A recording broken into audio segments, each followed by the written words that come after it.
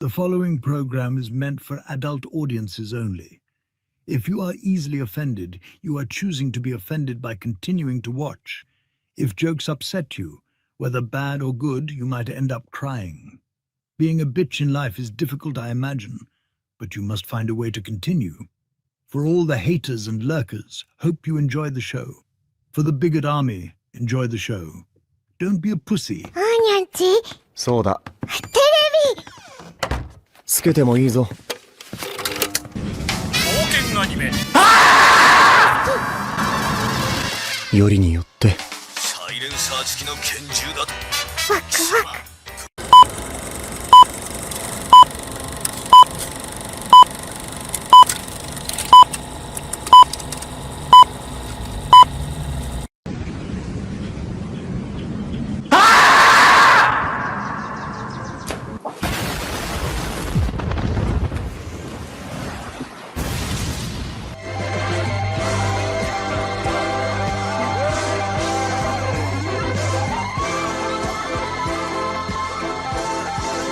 Here we go! Mucha lucha, mucha lucha. It's the way of life.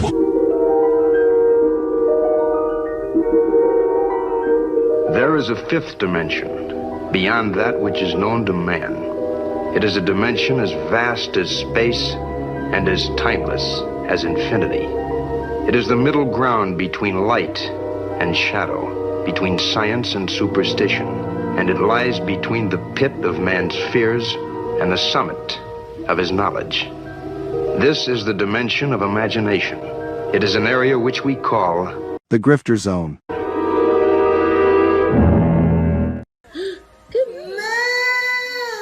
Oh, you found your moo. My crew is big and it keeps getting bigger. That's 'cause Jesus Christ is. Man, I want to get drunk in a hotel room with you. That might be taken Crazy. out of context. Gay, gay, gay. Oh. No.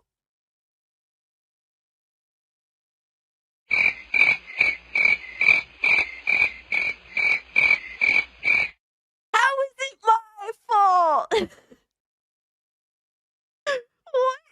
The bracket gifted this and I'm immediately called an anti-Semite? Come on, dog. Bruh. What are these characters? Nazi furry? Hypno, why would you do this to me? Said, welcome to Goonergate. Protect your booty hole. What's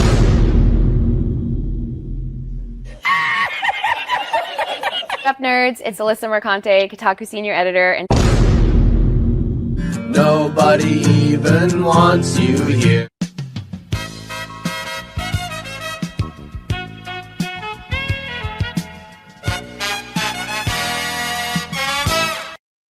And I would take her to Chili's, maybe. You know, like, genuinely, I just want the best for her. Genuinely. Listen, if it was consensual and you didn't hate the Jews, I'd fuck the shit out of you. I would. What did he say? People are gonna clip that. You know that I don't. Clip it. I know you don't. Come on. But that's the thing. Why can't we have fun? Bruh. That's an interesting way of putting. That makes sense. He's jealous. Fuck yeah. Been knew I was that bitch. I didn't need a man to tell him to fuck. And Hypnotic again, member for 1 month. Thank you.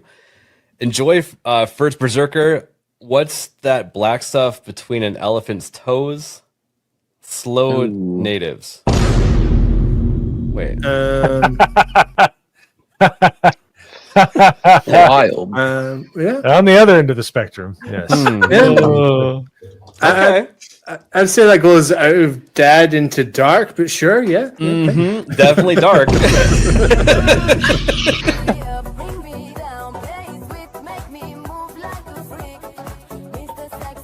Somebody replies and it says, "This is embarrassing." And he says, "Not as embarrassing as your take on trans kids. It was not researched. It was cruel and it had no basis in facts. So forgive me if I don't take all your takes that seriously." Who's this person? Bruh. Look at the fucking thumbnail. God of Cock Meltdown. Oh my God, look at this. Oh man. Yeah, sure. Trans kids, for sure, man. Right, but you're giving an opinion on an article with a headline that's inflammatory. So the fact that you're giving an opinion on what's on screen, Did I focus on the inflammatory nature of the headline? Well, can I assume that everything in this article you would agree with? You shouldn't assume. It makes an ass out of yourself and me. Okay, so that down his timeline, you're gonna see a lot of ass and titties. Okay, me on my Twitter timeline, you ain't gonna see none of that. As a matter of fact, like I can show you, I can scroll down my entire news feed on Twitter. Why would you ruin my point? I'm trying. God damn. Why would you ruin it? I didn't do that. I don't know who this chick is. Why would you do that? I can't even edit it out. Ladies and gentlemen, we got him. Someone you love been canceled? Have you been the target of online harassment because of something you said or refused to be compelled to say by the mob? Did you mistakenly think you could be an individual, form your own opinions, and keep all of your friends? Did your social credit score tanked because you had a conversation with, subscribe to, or follow someone who suffers from wrongthink? Have you been called a literal Nazi because you think taking care of one's physical health is important? Have you tried apologizing for your transgressions only to find out you actually poured gasoline on the they-them flames? Have you ever had a politically incorrect thought or, heaven forbid, made an off-color joke? Well, we here at the Office of the Cancelled are here for you.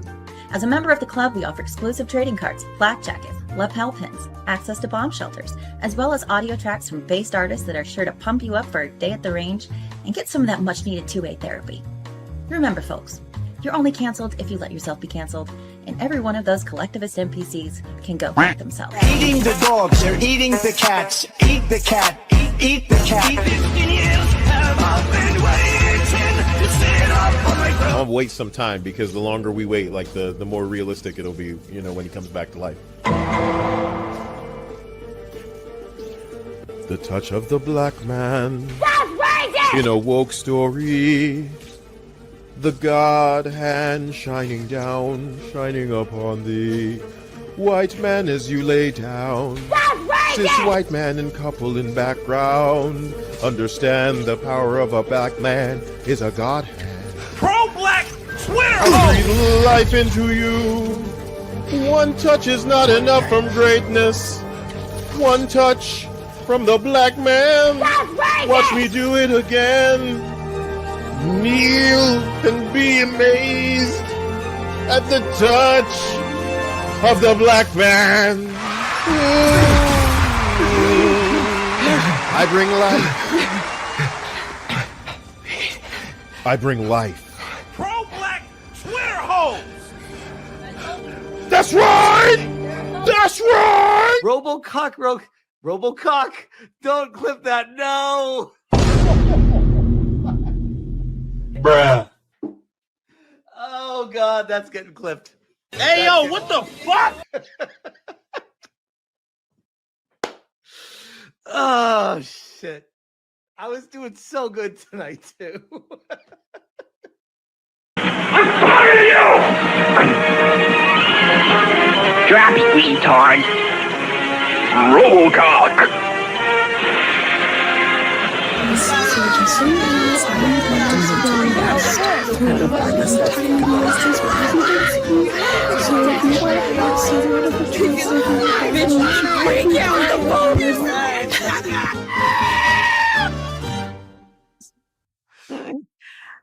Good job, Daddy, not going on that incel show. I'm gonna buy you that Switch too now. I am the foot god, Kaida. Fight back! Fight back! Mamma mia.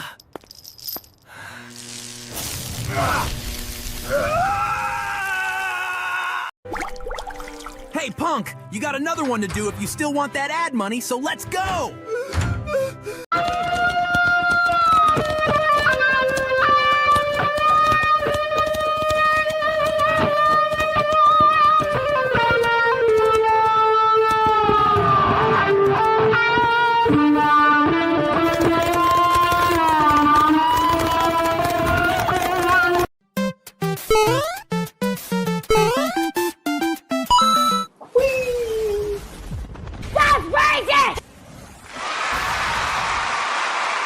All right.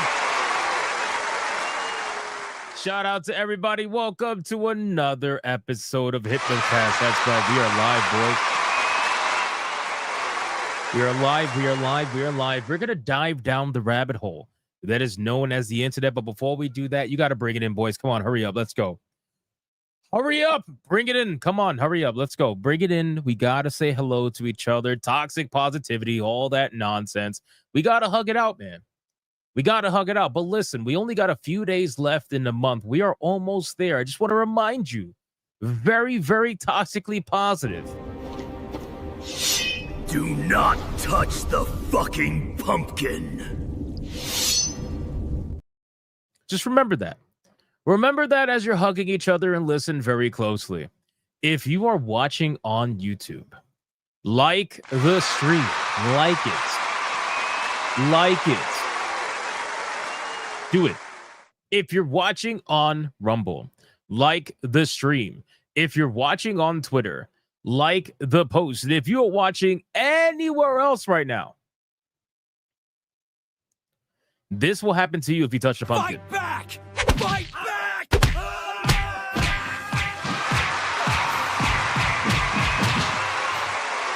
So like the stream. Like the stream. Otherwise, that's gonna happen to you. Can I get a mic check, please? Mic check, titty check, balls check. What are we checking, man? What are we checking today? I got a very personal story to go over today, and that has to do with the Final Fantasy VII director. It's more specifically the remake director saying some fucking nonsense that we absolutely have to cover. We have to cover it. There's no way we're not covering. There's no way. But what else are we checking today? What else are we checking, boys? What are we checking? Good pumpkin spell check? Okay. Hello, hypnotic check. What's up? What's up? Smash JT wanted debate check. Hey, it's okay to lie every now and then. Alyssa check. There's no need to check. She is always here. Welcome home check. Absolutely. Can't berry cream pumpkin check. Nice. Ducks roll check. Okay, fair enough. Hello, toxic positivity check. Fair enough. Fair enough. Manga check. Absolutely. Always. Don't touch the pumpkin. I agree. I agree. That's a good check to do. No, I'm not touching pumpkins yet.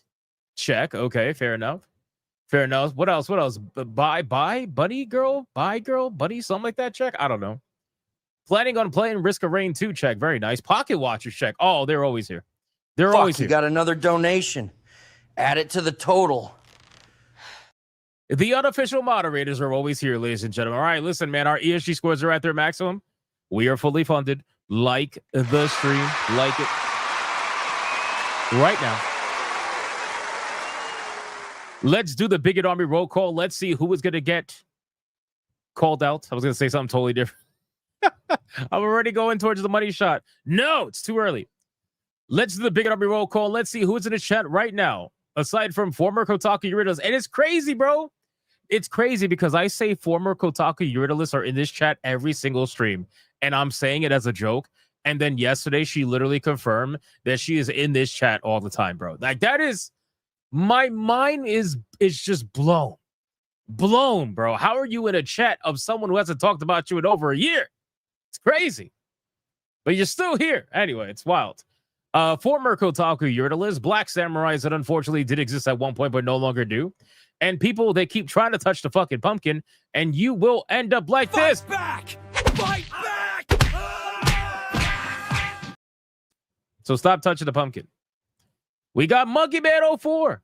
We got Crash Collins over on Rumble. What's up, Crash Collins? What's going on, dude? Hypnotic and Rapture. Codex Pop. More dots, more dots, more dots. We got Old Radio Chimp. We got Matsenford. We got Felsteph. We got John D. We got Inferno Hell Knight. We got Doodoo Brownie says he will give you a piece of doodoo. That's very nice of you. We got Adam Jubin over on Rumble. We got 17 Crash. Toranol over on Rumble with the moo. We got Pandanotics. Oh my god, bro. Why does that look unironically fucking awesome though? I can't make the picture bigger, but that looks kind of cool. That looks kind of cool. We got the Benjar. We got Lionheart Cowboy. We got Angels of Destiny. Jason Lowry. We got John D. We got Yamato 85. We got Little Jim's Halo. We got Ron DFK. Chaotic Holy. We got Limitless Andre. What's up, dude? Democulus over on Rumble. Smash JT is lurking YouTube chat to steal more content for his channel. Ouch. We got Chaz Dragoon. We got Codex Pop. It's not a joke. They watch you, bro. I know. But I thought like maybe she moved on from me and you know, was realizing that I haven't spoken about her in like over a year. But I guess not. I guess having memes in the intro is a problem. So I guess that means that Cassie's also going to sue me. Who else? Smash JT's going to sue me. 8-Bit Eric's going to sue me. Basically, everybody else is in my intro that is memed. Is Leon, Alec Baldwin's finger. Yeah, I guess. Fallen Reborn. Papa Stitch. Got Ali Kusanagi. We got Sleeping Nova. Frenchie 07. Deidre Connick on Rumble. The Voice in the Water. Full Metal 921. We got Matthew with the Hero Priest. We got Oliver Adam. We got Brandford 671, Romanizer 24, Bay Chicago on Rumble. We got John D 5830. We got Mad Max 2069, Rod DFK, Randall the Vandal, the True Aztec Warrior. Shout out. We got Reaper Knight. We got Angmar WK. We got Barry Stroud. We got Pizza Cat. What's up, Pizza Cat? We got Aloof Liberty. What if the pumpkin is 18 plus? It doesn't matter. Do not touch the fucking pumpkin. We got Skag from Craigslist. We got Set Zor. We got Chief Danye. We got, who else is here? Frost Puma, Dragon Reborn. This is Sparta 9000, the Flatlander. Diz El Jiz. You see, I tagged you on X, bro. It's like, my notifications are crazy on X, bro. What'd you tag me with? I gotta take another look. Valkyrie. We got Cozy Goober. Show what you see. We got Handy. All right, 4 more people, boys. 4 more people, and then we gotta get on with the show, man. 4 more people. We got Antran. We got Nick Havoc. Who else we got? Beautiful Zexel. We got Kirby. We got, let's see. Let me scroll down. Trey Burkhalter. We got Hypnotic Rapture over on Rumble. We got Person 1140. What's up, dude? We got, scroll down. Faye is in the chat. What's up, Faye? Then we got Serpentine Deity, the legend. We got, let's see. Scroll down. Old Man Cad says no love for the old man. That's not true. Lunar Core. That's not true, bro. I worked out like for 2 hours on this clip. Lunar Corgimon. Gooder Damas. Mookie Dookie.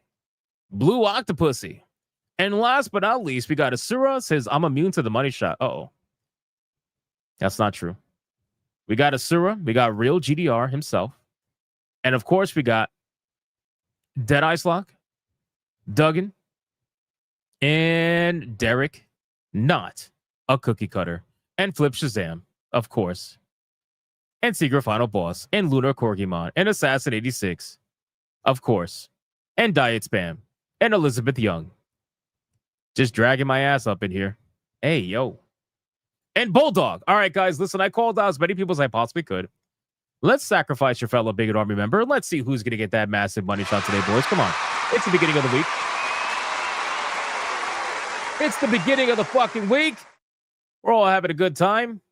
What is it going to be, boys? What is it going to be? Voice in the Water says no Twitch, no Kotaku, no IGN. Booty hole protected by emojis. Sick 2 dozen caffeinated capybaras wearing plate barding on sender. You then throw a large pumpkin to the person down by 4, attracting the capybaras to them next. That's crazy. 1, 2, 3, 4. Handy, by the power of the goon oil and DSP's greatness. The next pony will wear a Sonichu medallion and have a gay love threesome. Session with Sonichu and Kata. Also, Hypno is gay. That's insane. That's absolutely, positively insane. It goes to Old Man Cad. Booty hole protected by Mercanti's face because no one can nut on that. Go down by 5, obliterating all protections with Dan Clancy groping. No security in hours of Mercanti streams. Fuck your feelings. That's insane. 1, 2, 3, 4, 5. 17 crash. Booty hole denied by emojis. My basic shield triggers Ryu, Ken, Sakura, Guken, and Akuma with a Hadouken. Fuck you, soft boy, soft cocks. Enjoy the money shop down by 3. 1, 2, 3. Oh, Lionheart says swerve, dip and slide. The Pumpkin Patch Princess is think with jive. Oh my. Go up by 2. If send, they go down by 5. Extra bob and weave. You can't touch me this time. 1, 2, 3, 4, 5. Did the same thing. 1, 2, 3, 4, 5. Holy shit.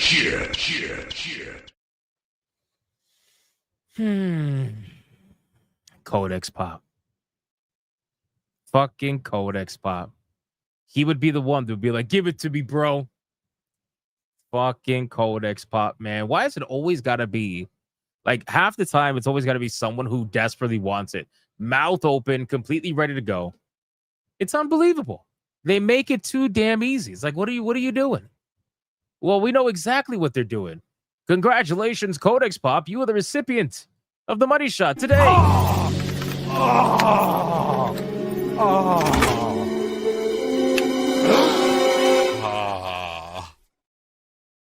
What the?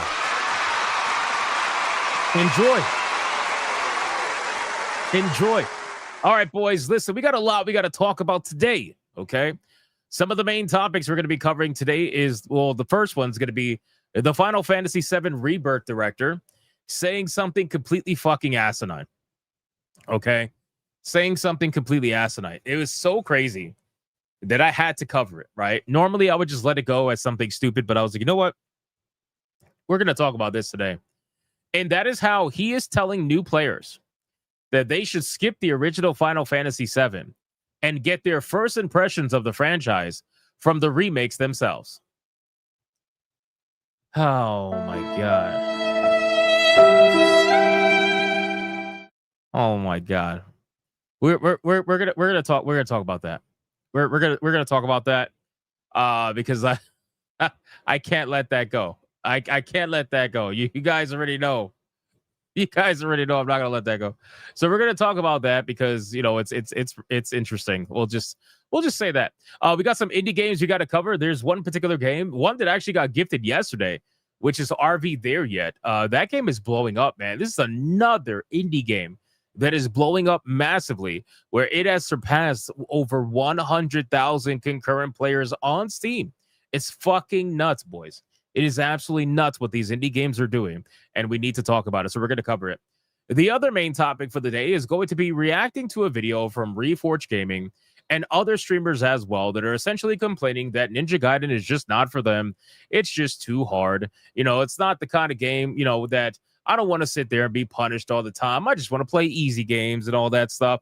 And there was a tweet from Pirate Nation that I ended up quote tweeting that was talking about the numbers of Ninja Gaiden, and he was basically asking what happened. And I gave my thoughts on it about what I think happened, about the difficulty and just overall how there's too many games out there right now that are asking this kind of price and all kinds of stuff, Game Pass, a whole bunch of things. And it just brought up the conversation that I realized that, difficulty is a topic that I think a lot of people glaze over, because I don't think a lot of people realize just how many people buy this game because of word of mouth and then refund it because they got felted, right? This is not an RPG like Expedition 33 that you could eventually out-level your difficulty.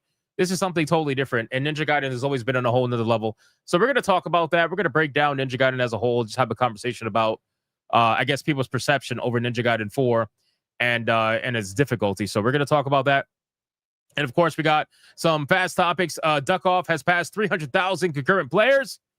Insane. Absolutely insane. We're going to celebrate that. We're going to talk about that. We're going to talk about, apparently, it's been revealed what exactly caused the internet outage. Remember the whole AWS outage that happened the other day? That caused about a 15-hour outage that cost billions of dollars. Well, apparently, it's been revealed what it is, and we'll discuss what they say it is. Obviously, it's up to you whether or not you believe it. And again, boys, we got Battlefield 6 stuff. We got a potential release date on the Battle Royale for Battlefield 6, which I'm not even interested in, but we're going to talk about it anyway, amongst some other things. So let's go over all of that. But before we do, we're going to do the number one segment on YouTube, the number one segment on Rumble, the number one segment all around the galaxy. And that's because the retard of the day showed up yesterday. So I don't have a retard of the day today. That segment is none other than the pre-stream legend. Money, print money, cash, money, well, capitalism, raise a bunch of money, more money, heaps and heaps of money, print money, cash, money, well, capitalism, raise a bunch of money, super chat money. As salty as the sea, calling us no-code names. SJW screaming, but it's money they blame. Burning with envy, they're falling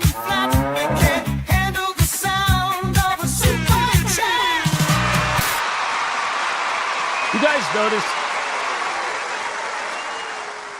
Just for the future court of law, do you guys notice that intro makes fun of both of them equally?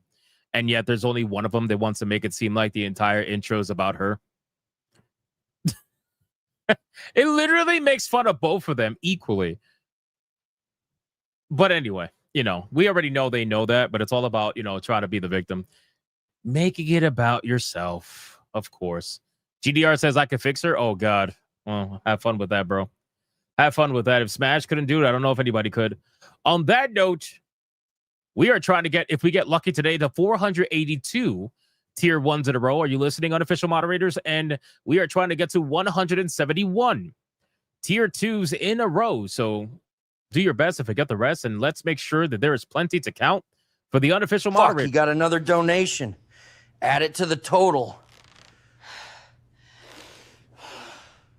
Sigh. Also, just a reminder, because I don't know if people read the chat. I don't really think people read, to be honest, because I know I don't have the time. I have officially put in Latinas for the Red Boy goal, and Old Man Cat has already thrown it in there because he's very hyped for it. So Latinas are now part of the Red Boy goal. So now you could summon Japanese goth girls, blondes, gingers, mystical elves, and Latinas, and I'm working on more. I am working on more, okay? With that being said, King Demon Wing. King Demon Wing with a 10 membership mega banger. Look at this fucking legend. Thank you so much, man. Let's fucking go! It's a membership banger! And considering King Demon Wing was the first one to throw a membership mega banger, you already know what that means.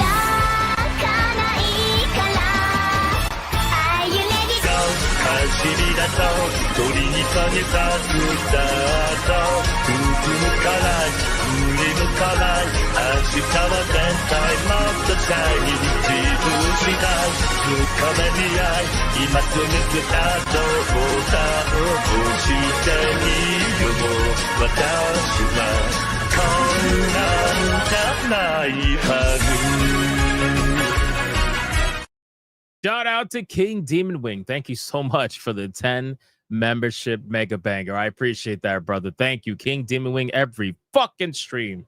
Every stream, man. I don't know what to say. I can only say thank you so much. And also Ali Kusanagi as well. Same thing, man. Every fucking stream. Ali Kusanagi, the goddamn legend, man. 1 membership. Thank you, sir. I appreciate that. Marius with a 2 had an amazing vacation. Hope you're well, Hypno. Hey, dude, I hope you had a... Well, you said you did, but again, I hope it was amazing, like you said. And we're glad to have you back, dude. Come hang out with us. Appreciate you. Now we got this guy, Old Man Cat. Immediately did not even wait. Did not even wait. This man requested. He's like, give me my Latinas immediately. Old Man Cat. I worked on this clip specifically for you. Have fun. Okay, everyone, we got another Red Boy hyper banger. Let's bring the ladies in.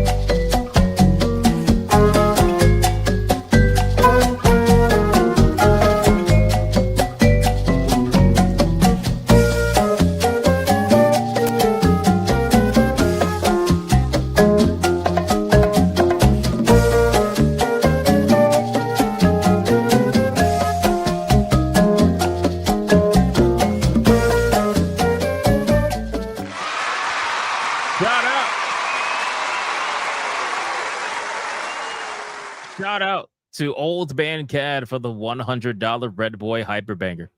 I appreciate that, man. And no matter how much I tried to make it only Latinas, AI just had to sneak in like a token Asian in there somewhere.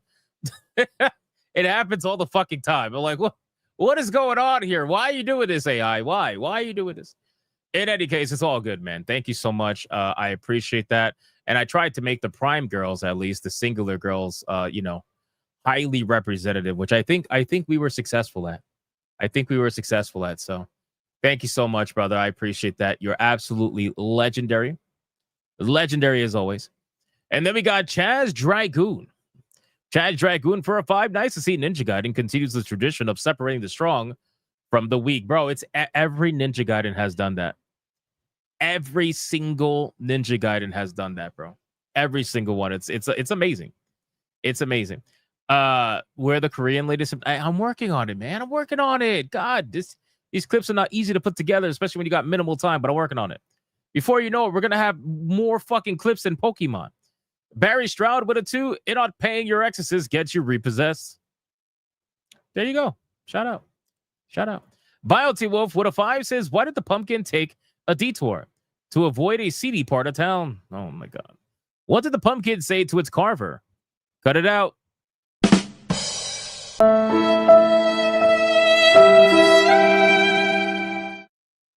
Thank you so much, BioT Wolf. Appreciate that. Sir Loins with a 199 super sticker. Thank you, Sir Loins. I appreciate that, man. Then we got Demon Carol for 12 months. You want funny?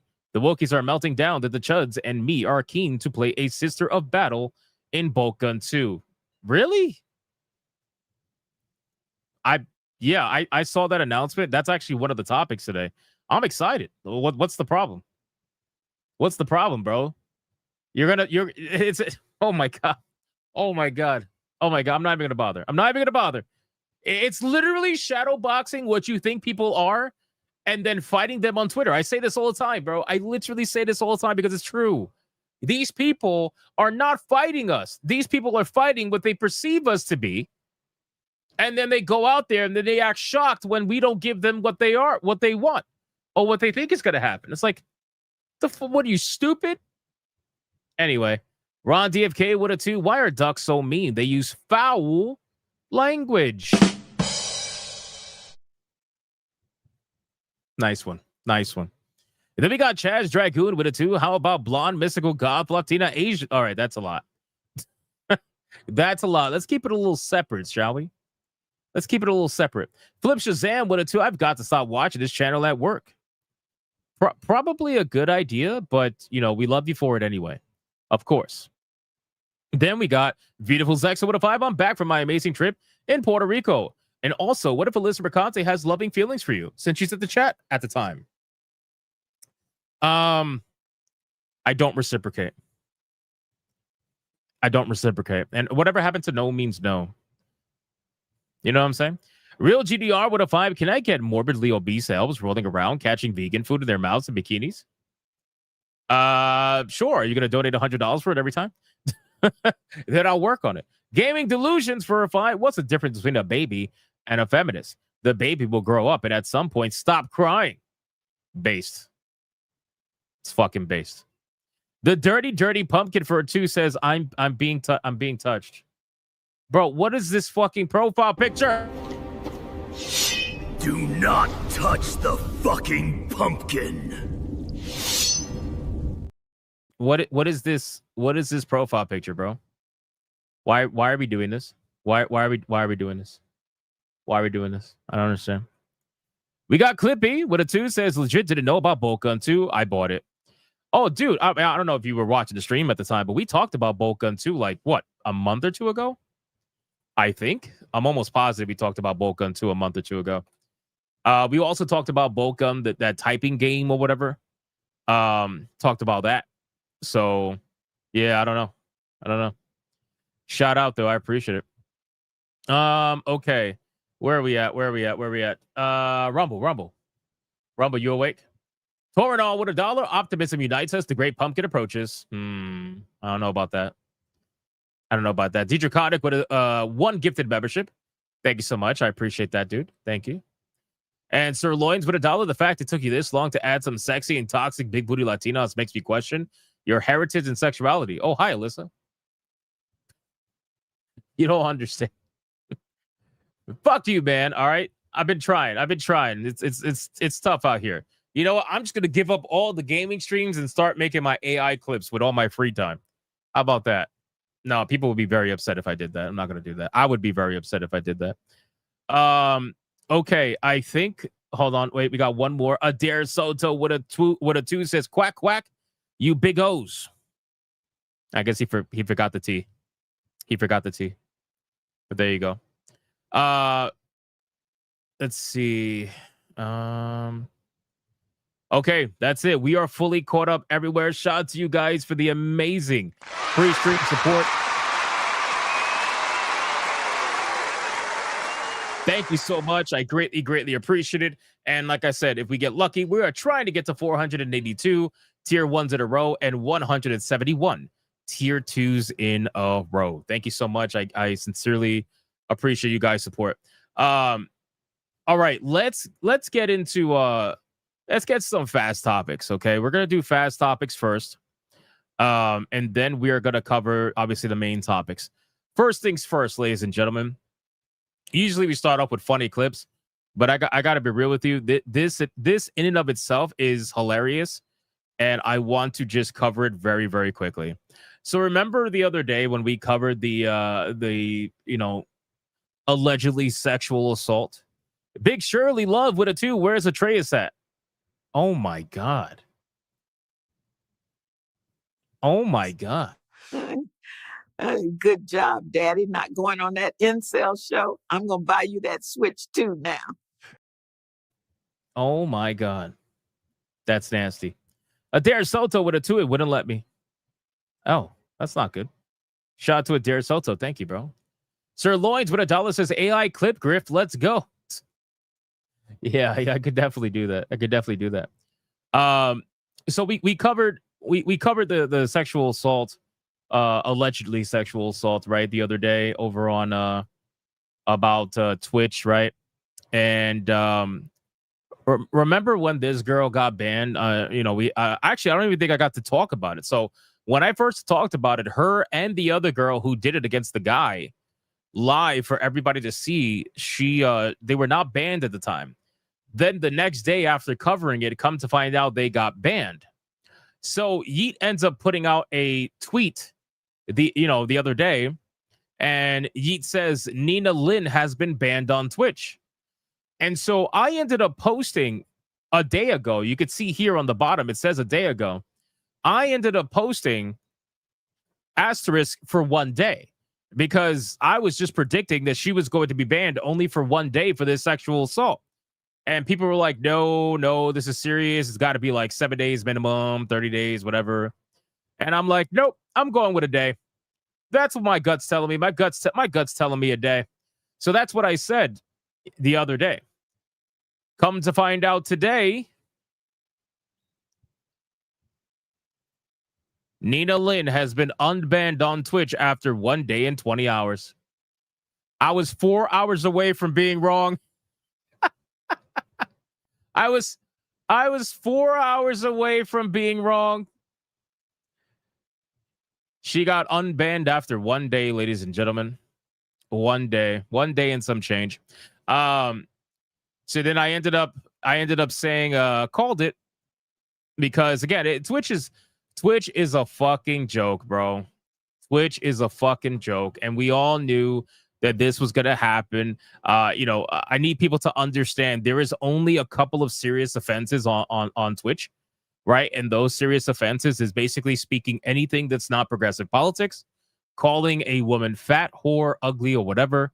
And basically, if you're a man and you take your dick out, that's like a permaban. If you're a girl, you spread your legs, you might get 7 days, but let's be real, it's probably going to be a day, right? So it's a fucking joke. It really is. It's so predictable that I made this post as a semi joke. Like, I made this post as a semi joke. I'm like, nah, only for a day.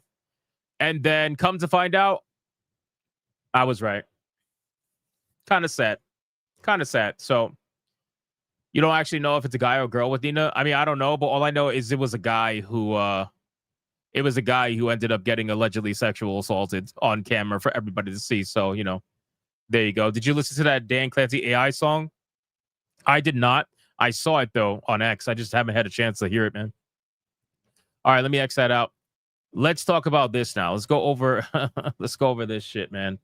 So one of my favorite games in recent time that I have personally shilled for, and by shill, obviously I mean that jokingly because we don't shill for any game, but this is a game that I highly, highly recommended, and it was Bolt Gun, right? If you want to get some old school Doom style feeling gameplay, you should be playing Bolt Gun. It's that simple. Like Bolt Gun will give you that experience easily, hands over fist. Okay. Now apparently, and we've known about this for a while, but Bolt Gun 2 was in the works, right? And this is a trailer, okay? Just so you guys are aware, this is a trailer where now they announced the Sisters of Battle, okay? Now, the Sisters of Battles are fucking amazing, okay? I want to make that very clear for anybody who's played any of the Warhammer games, okay? My favorite character, I want to make this also very clear. My favorite character in Warhammer 40K Inquisitor Martyr, which I have like 140 hours in that game or something like that. My favorite character was the Sister of Battle, or the Battle Sister, whatever the fuck you want to call it. Like, that was my favorite character. She was unbelievably strong. Okay. Fantastic character. So here's what these people are going to do. And it's so sad because I was going to make this prediction on stream for you guys today, but it looks like they've already beaten me to the curve. Okay. But my prediction was going to be that there was going to be a lot of bad faith people that were going to take this trailer and shadow box their enemies on X. You're going to have a bunch of people tagging, people like Grums and Demion, Smash JT, and they're going to be like, what, you're going to call this game woke now too? And it's because they're boxing in their minds the perception of what they think these people are, right? Which, don't get me wrong, there's a lot of criticism that can go all places. I have no doubts about that. But this is what these people are going to do. And that's exactly what they're doing, by the way. You have people taking this trailer, trying to already essentially drum it up as, oh, the anti-woke crowd is calling it woke. And look at them, like, I don't know of anybody that's saying that, by the way, literally nobody. And sure, there's going to be some people, I got to imagine at some point, that are going to go crazy. But this isn't it. Okay. This isn't it. So we're going to watch the trailer because I fucking love Bolt Gun. And I think people should absolutely play the first one. You will have a great time playing the first one. Let's check out the trailer for the second one and see what do we have with the Sisters of Battle. Here we go. Audio's up. Let's go.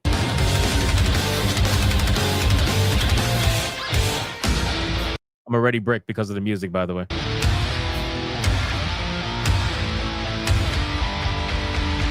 And just an FYI too, the Sisters of Battle are in a lot of Warhammer 40K video games already. So to see them in Bolt Gun is really not shocking, bro. Like, if anybody's shocked by that, you probably don't play Warhammer 40K video games. You know what I'm saying? Like, I've always told people, like, I'm not an aficionado when it comes to Warhammer 40K, the what do you call it, the board game or the tabletop game, because that's just not like what I'm into. But the Warhammer 40K video games, I fucking love those games. I play those I love them. Play them all the time. And the Sisters of Battle are in a lot of them. So I don't understand why people are, anyway.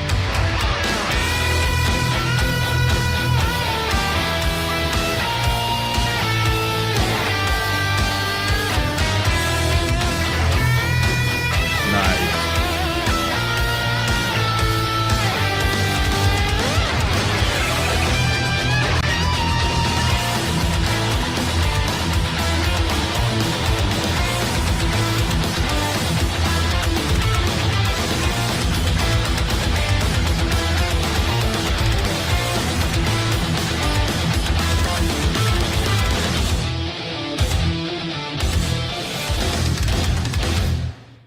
Oh man, I'm so fucking bricked, boys. I am so fucking bricked. It's not even funny, bro. It's not even funny, man. So anyway, super excited for this. I wonder if I gotta imagine you're probably gonna be able to play it through the same levels, just as two different characters or whatever. But it looks so fucking good. And like I said, boys, if you are a fan of OG style Doom graphics and gameplay, you should be playing the original Bolt Gun.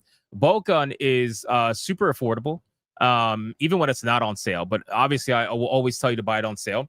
I think the cheapest. Let me see. What's the cheapest Bolt Gun has ever been on Steam? Bolt Gun, the original. The cheapest it's ever been was $10.99, 50% off, because it was a pretty popular game. So I really don't see them discounting it that much. Lowest recorded price is $10.99. Currently, it's $21.99 at full price. I will tell you, though, if you could wait a little bit, this will guaranteed be on sale for the autumn sale. Or not the autumn sale, I'm sorry, but for like the winter sale and whatnot for Steam. Guaranteed, bro. Guaranteed in the next Steam sale, Bolt Gun will be on sale. Guaranteed. So you might as well just wait, because you could get it for much cheaper. It might even go lesser than $10.99 now that Bolt Gun 2 is out, or it's about to be out. I guarantee you this game's going to go even cheaper than that. So I would wait. I would wait if you can, and kind of go from there. If you want to buy it officially from Steam, I'm sure there's other ways you could get it for even cheaper than that. If you want to go to like a key site or something like that, but we'll see. But yeah, so you're going to have people supposedly mad at the trailer, right? Now, here's another thing too. Let me see something. Let's see. Let me scroll down really quick. Where are we at? Right here. So if you look at this screenshot, a new champion, lock in as 1 or 2 playable characters, each offering their own unique abilities. Actually, you know what? Let me go to the official Steam store page. Hold on. It's probably better if I just do that. Steam powered. Let's see. Where are we at? Bolt Gun 2. I'm so excited for this, man. You have no idea. So if you look here on the Steam Storm page, it says the following. It says, obliterate heretics in the name of the Emperor in Warhammer 40k Bolt Gun 2.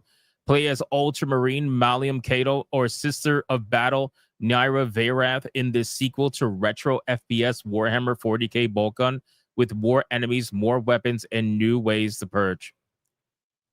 Is this the Sister of Battle official trailer? Is this the one we watched? It is. Yeah, it is. Okay. I wanted to make sure that was the same one.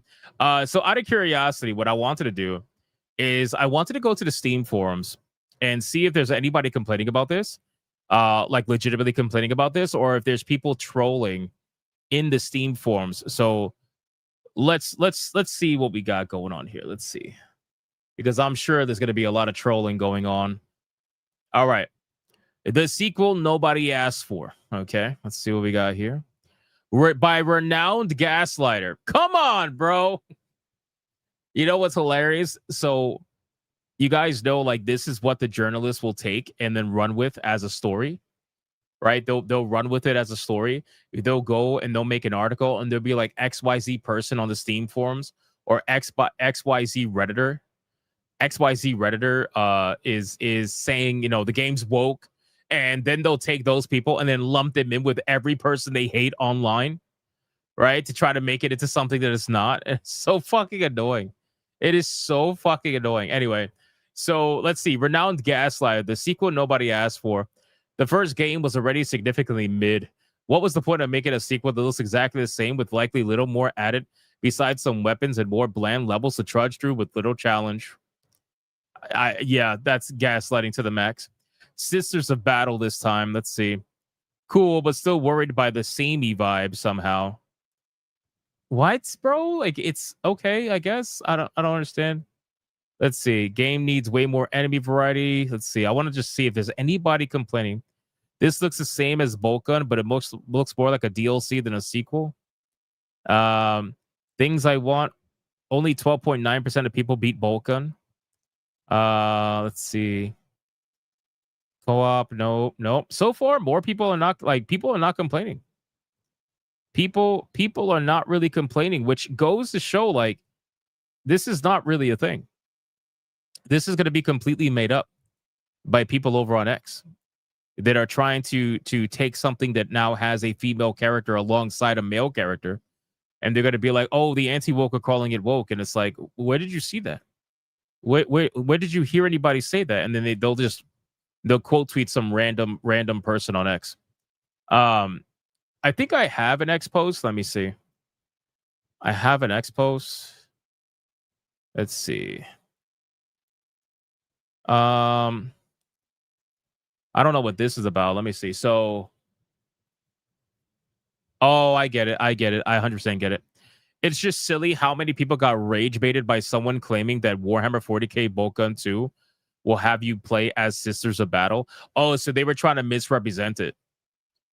They were trying to misrepresent it as you will only be able to play as a Sister of Battle to rage bait people into basically trying to call it woke. This is what they do. This is what they do, bro. Because again, they want validation for their own mindset. They want to be able to fight whoever the fuck they think you are over on X. This person says, ignore the rage bait. Go check what description of the game on Steam says and ignore the woke tourists. Yeah, I agree. I was fine with the SOB reveal. This news is even better. I can't wait to play as a sister. That's because tap the sign. Heretics will fall to distraction. Yes, let's go, bro. Let's go. This is a great picture, by the way. All people had to do was watch the trailer or read any of the official blurbs to see their fears were unfounded. But that was too much effort. Honestly, saddle the Ultra Dogs, but only them with the Femmarines at this point. And that was actually something I was hoping they would do. Love the nuns with guns. Bro, I'm telling you, man, you're not going to get that. You're not going to get that with this game. If there's anybody genuinely calling this game woke because it has a Sister of Battle in it, I don't know what to tell you, bro. You must not have ever played any Warhammer 40K game.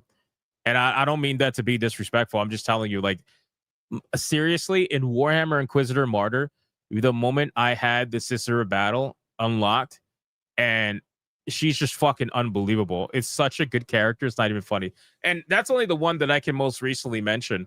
I wish they had it in did they have it in I don't even remember, bro. Oh my god, it's been a while. Did they have it in Chaos Bane? I don't think so. Because that's no, they didn't, because I'm stupid. That's regular Warhammer. That's not even 40K. No, they didn't have it in Chaos Bane. That I know, because it was regular Warhammer, not 40K. But can you imagine? Oh my god, can you imagine a Sister of Battle with gameplay like Chaos Bane? That'd be fucking nuts, bro. That would be fucking nuts. It would be so good. But in any case, yeah, I don't think you're gonna get a bunch of woke claims here. If you do, I think it's gonna be from people who either fall for the bullshit, like this person says, or who genuinely just really don't actually care. So again, let's stop the bullshit when it comes to Warhammer, especially 40K. Mr. Cougar says, only series I know where the women are badasses. I know, right? It's insane. It's insane. Now, don't get it twisted. Games Workshop has done some things in the past. They've retconned their own lore to add the whole, diversity nonsense with certain factions that never really had women to begin with. But, at the end of the day, the women that have been there since the beginning are fantastic. They're usually very well written, very well fleshed out lore-wise. And that's because they weren't just thrown in at the last second just to make someone happy. It's a big difference between the two. All right, let's continue. Let's X that out. But I'm excited for that game. So I wishlisted that a long time ago. If that's something that looks good to you, then consider wishlisting it as well. So let's talk about Xbox really quick. Every time I see an article from talking about Xbox, I really tend to I don't know, man. I look at this thing as a confused gamer, not necessarily a customer of Xbox, because while I have played Xbox games, obviously, I just look at this stuff and I'm like, who is running this place? Obviously that's a rhetorical question. We know the answer, but I really do mean, who the fuck is running this place, right?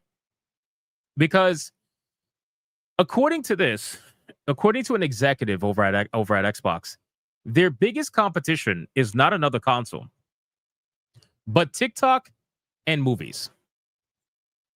So right off the bat, I mean, I could ask you guys, do any of you agree with this statement? I'm going to probably say no, right?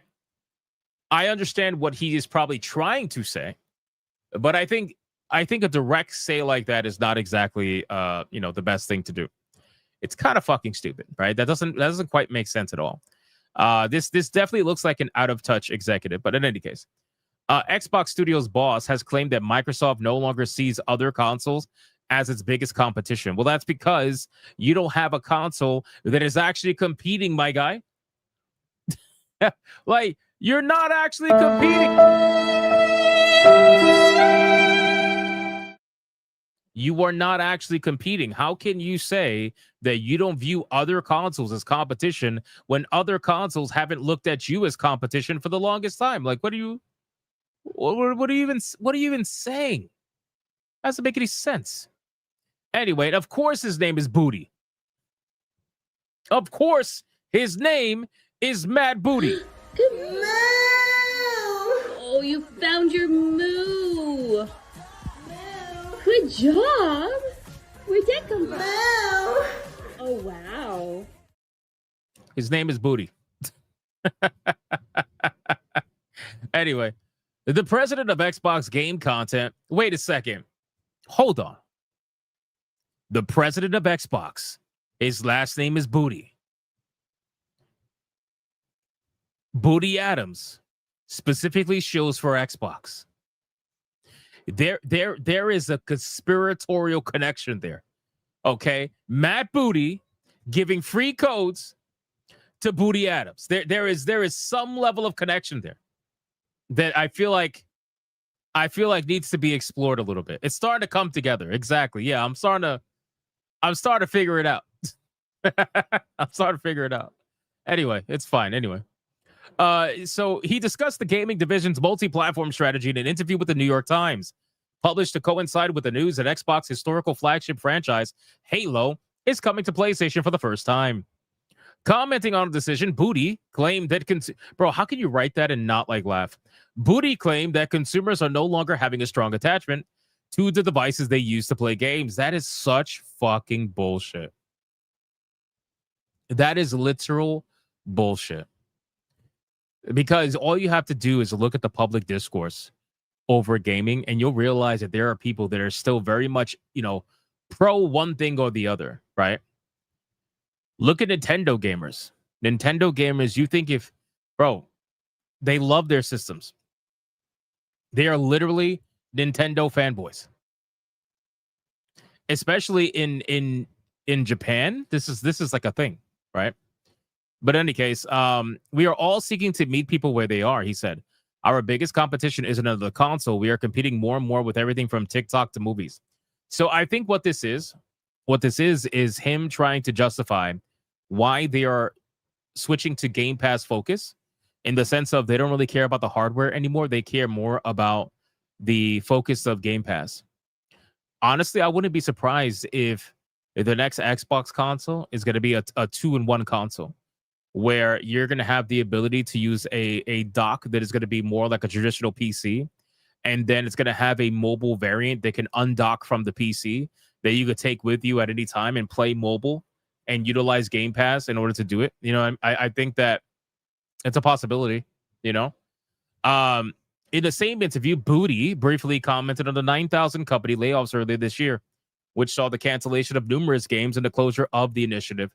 Layoffs are difficult, Booty said. Bruh, they are part of managing our business. Xbox's multi-platform shift comes as Xbox continues to evolve its business in the wake of lower than expected console sales. They've been having lower than expected console sales for how long now, bro? How long has this been happening? I don't get it. PS5 is estimated to have outsold series consoles 2-to-1, with a continued focus on its Game Pass subscription service at the expense of some traditional premium game sales. Yeah, okay.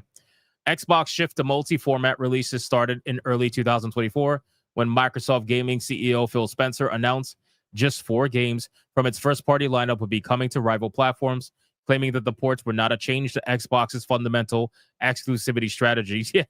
Yeah, sure. Yeah, that promise went right out the fucking window. Great job on that one. Like, hey, it's only 4 games. We promise it's not going to change the exclusivity format of our systems and how we do things. Yeah, how long did that last? Not long. However, since then, the floodgates have opened, with numerous other former Xbox console exclusives making their way to PlayStation, including Indiana Jones, Forza Horizon 5, Gears of War Reloaded. Earlier this month, Xbox President Sarah Bond called the idea of exclusives antiquated. Slippery slope. That's how it goes. The moment you do even a little bit, they're going to expect all of it. It's only a matter of time, especially since those games were successful on other platforms. More successful than their own platform. Because here's the thing, right? Xbox is putting their games on other platforms to make up for the copies sold on their own platforms that they're whoring their games out on Game Pass for, right? So these games that are going on Game Pass that will otherwise have to be bought at retail price or whatever, these games that would otherwise have to be bought, they don't get bought anymore because Xbox trained their own audience to not buy games. So what they did was they started putting their games on other platforms where people actually do buy games. And then what ends up happening is that makes up for the loss of sales that they lost on their own platform, or at least some of it anyway. Maybe not all of it, but some of it. Right? According to a recent Bloomberg report, Microsoft had asked its Xbox division to produce profit margins well above the industry average, putting pressure on executives to cut costs and boost profits. Yeah, good luck with that. Good luck with that. So in any case, I saw this entire post in this article. I'm like, this is actually kind of fucking stupid. But it goes to show what the mindset is, right? These people think that they're competing against things like TikTok and Netflix. Like, why you think you're competing with Netflix when Sony is throwing you in the dust? I really don't understand. But you got to understand too, like, this is from a company that wants to make cloud gaming the thing, which is why they view Netflix as competition. They want to make cloud gaming the thing. Xbox wants to be the first one to do it successfully. That's why they keep pushing it. That's why in all these advertisements, you notice that they push Xbox Cloud. Well, they don't have it in the screenshot here, but they did in the release trailer. It said Xbox Cloud on it, you know? So I'm not surprised this is a thing, you know? All right, let's move on. Let's get into some Halo news really quick. I don't know if you guys saw this. I sure didn't see this. But this is how you know you're cooked. This is how you know you're cooked as an Xbox fan. I'm sorry, boys. I hate to tell you, but the Halo community lead wore a PlayStation t-shirt to announce that Halo is on PlayStation going forward, bro. Oh my God. You just know the people who are in the console wars, the people that are barely in it now, you just know that you heard the cry.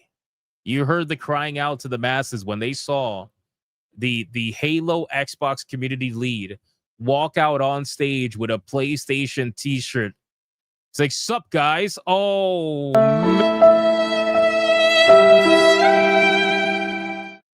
oh my God, this has to hurt. This has got to hurt, bro. I'm sorry. This looks like, oh my God. This is like seeing your girl wear the t-shirt of a new lover, but then promises that you guys are still together. Holy shit. Damn, bro. This fucking sucks. Ouch, man. Ouch. But I mean, listen, this is what it is now. This is what it is now. Like, I keep telling people, you know, people want to be fanboys of certain consoles and shit, bro. That doesn't mean anything anymore. The only people that can fanboy a console now is going to be Nintendo. And they've been doing that for ages. And they weren't competing with anybody anyway. They were in their own little camp the entire time. So what are we doing at this point? You just know, like, when the Xbox fanboys saw this shit, they took all their Xbox merchandise and put it in a box or something. And then they fucking fell asleep crying at night. Like, fuck this system. I gave my life to you. They did the whole, like, you know, how many stages of grief there are? So sad, man. This is actually kind of crazy, though. I'm not going to lie to you. I remember 10, 15 years ago, this would have been deemed as impossible. You guys know that, right? This right here would have been deemed as impossible. This would not have happened in most people's minds. Guys, like the stream. We have probably over 350 hate watchers in here right now. We got 280 some odd likes, but almost 550 people watching just on YouTube alone. So like the stream. Come on. Otherwise, you're a hate watcher. And we don't want to do that. We already have unofficial moderators. Fuck, he got another donation. Add it to the total. Sigh. Don't do that. Don't do that. Appreciate you, boys. Let's keep going. We got, let's see, scroll up. There is a particular story that I want to cover, but I can't actually cover. Okay. But I want to, like, in the most simplistic way, I will. But I'm just gonna link you something, and you can go look at it yourselves. Okay. You'll understand why in a second. So here it is. So you guys remember when I talked about God of War was going to get a live service game, and that live service game recently got canceled. I talked about this. I think like a couple of weeks ago, right? So now we have a new report that there has been leaked screenshots. Okay, leaked screenshots from the canceled God of War live service game that have come out. Now, what I'm going to do is I'm going to link this article in the chat. You guys can save it for later if you want, but I'm going to link this article in the chat. And the reason why I'm not going to cover it by showing you the screenshots here is because, well, last time I did that, Ubisoft decided to be fucking assholes and copyright strike my channel, making it so that I couldn't live stream for 7 days or upload videos and whatnot. So I'm going to link it here so that you guys can go check it out on your own time. But there has been leaked screenshots. Okay. And whenever I think of leaked screenshots for a game like this, it almost always comes out shortly after the game gets canceled, almost as if it's all planned. And people are like, well, I got nothing to lose, So they try to make some money by selling screenshots to journalists. But you could go check at them. You could go check them yourselves. It's not that impressive. Okay. It's not that impressive at all. It is literally just environmental screenshots. It doesn't show much, but it does look a little bit bland. Like, graphically speaking, it does not look as impressive as some of the, the single player games that have come out recently. But then again, most multiplayer games are not anyway. They tend to be a little bit less graphically intensive so that they can run smoother. But there's really not too much in it. But if you want to see some screenshots, you're more than welcome to. You can click the link. I'll put it in Rumble as well. Let me throw it in Rumble. You could go check it out in your free time and, just out of curiosity. But I wanted to make sure you guys at least had that. All right, let's move on. Yeah, I would love to show you the screenshots, but I can't. I already dealt with that bullshit the longest time. Speaking of dealing with bullshit, former PlayStation executive slams live service games. It's a repetitive action engagement device. Now, every time I see this article pop up, it is always from the same, two people. And one of them is Sean Layden. Sean Layden, the only relevance Sean Layden has now these days is being against anything that Sony does. It's actually kind of interesting. And while I do agree with him that live service games are the bane of Sony right now, as much as they love to push it, because Helldivers was like a lightning in a bottle, and they're trying to recreate it, but they keep losing money while trying to recreate it. Live service games are very, very, very annoying. And the truth is that there is only so many players to go around. And if you keep making live service games, what do you think? You're the only one making live service games?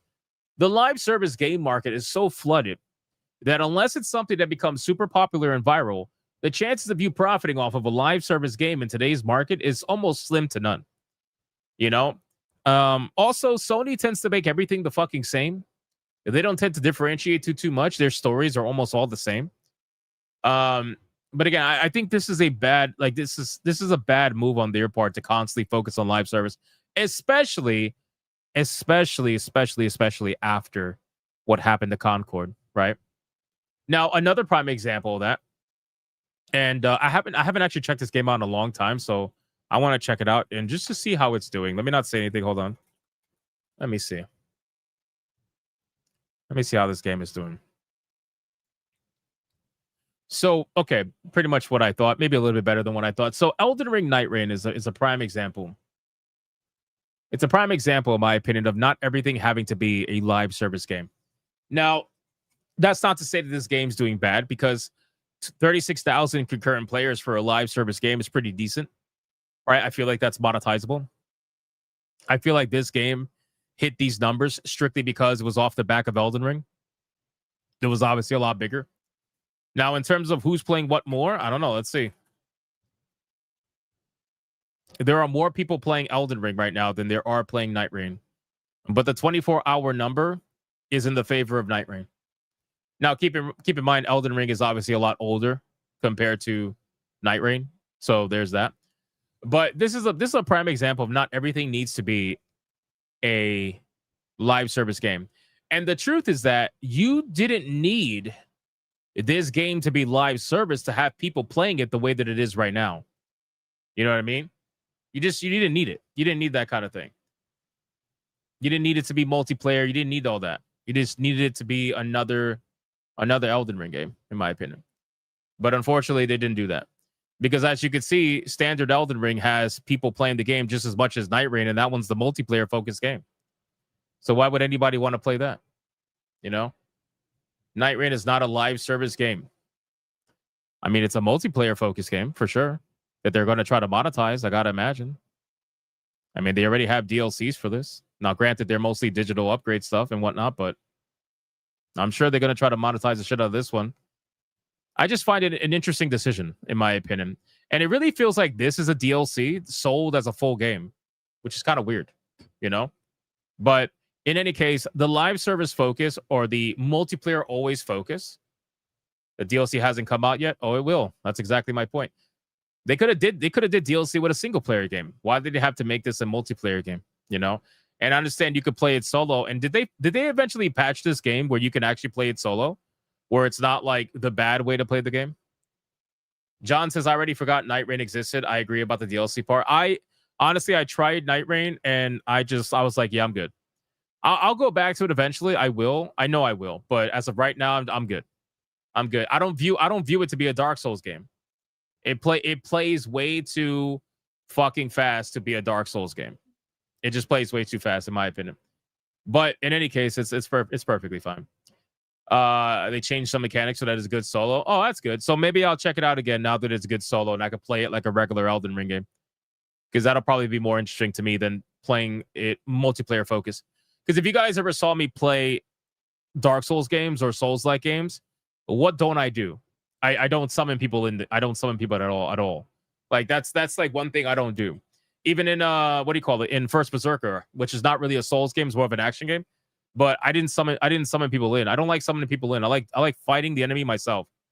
You know? So I guess we'll see. But in terms of live service and the mindset of Sony, I don't agree with that. I don't agree with the constant live service mindset where they constantly have to make everything multiplayer, make everything sometimes have battle passes, season passes, all this shit. Like, I just hate it. I hate it. It's very annoying. Timebound Howler says Hypno is too busy playing balls in a pit. Come on, bro. What are we doing? Twisted Jack said forgot about this. A lot of people forgot about Elden Ring Night Rain. But the thing is, like most games like this, it does end up finding its audience, and it has one. It does have an audience. There's no doubt it had an audience. First Berserker had multiplayer. No, but you can summon in NPCs. I don't even do that. I don't summon in NPCs. I don't summon in players to help you. I just don't like summoning anything. You know? That's what I just don't like doing it. Me personally, I want to play those games and beat the bosses by myself. If there's a situation where you can't not have an NPC, then that's something different. Do you duel in Souls-likes? Not really. The only time I duel in Souls-likes is when somebody invades my worlds. You know, that's basically it. But I avoid it if I can. Because that's not what it's about for me. But anyway, it's fine. So whenever Sean Layden says some shit like this, let me bring it back up. Hold on. Where is it at? Fuck, I lost it. There we go. Whenever Sean Layden brings this up about live service, I just tend to think about, you guys just had Concord fail miserably. You guys had Concord fail miserably. Bethea says you played First Berserker on easy mode. Sorry to call it out. Huh? What are you talking about? I don't get it. What are you talking about? You played First Berserker on easy mode. What do you mean? I don't get that. Wu-Chang Fallen Feathers had summons, but you needed to complete a quest. Yeah, I didn't even do summons in Wu Chang. Personally. Angmar says it is annoying. The reason they do it is because it requires minimal effort. They're looking for a cash cow. So I don't know if it's minimal effort necessarily. I think it's the path of least resistance. You know, not to say that doesn't require some effort sometimes, but it's effort in another direction. They added an easy mode in Kazan. Okay. I'm confused.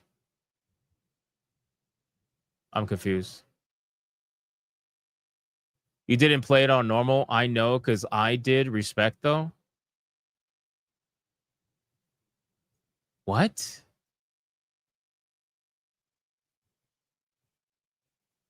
I'm so confused. Where is it at? You didn't play it on normal because I did. Respect, though. What?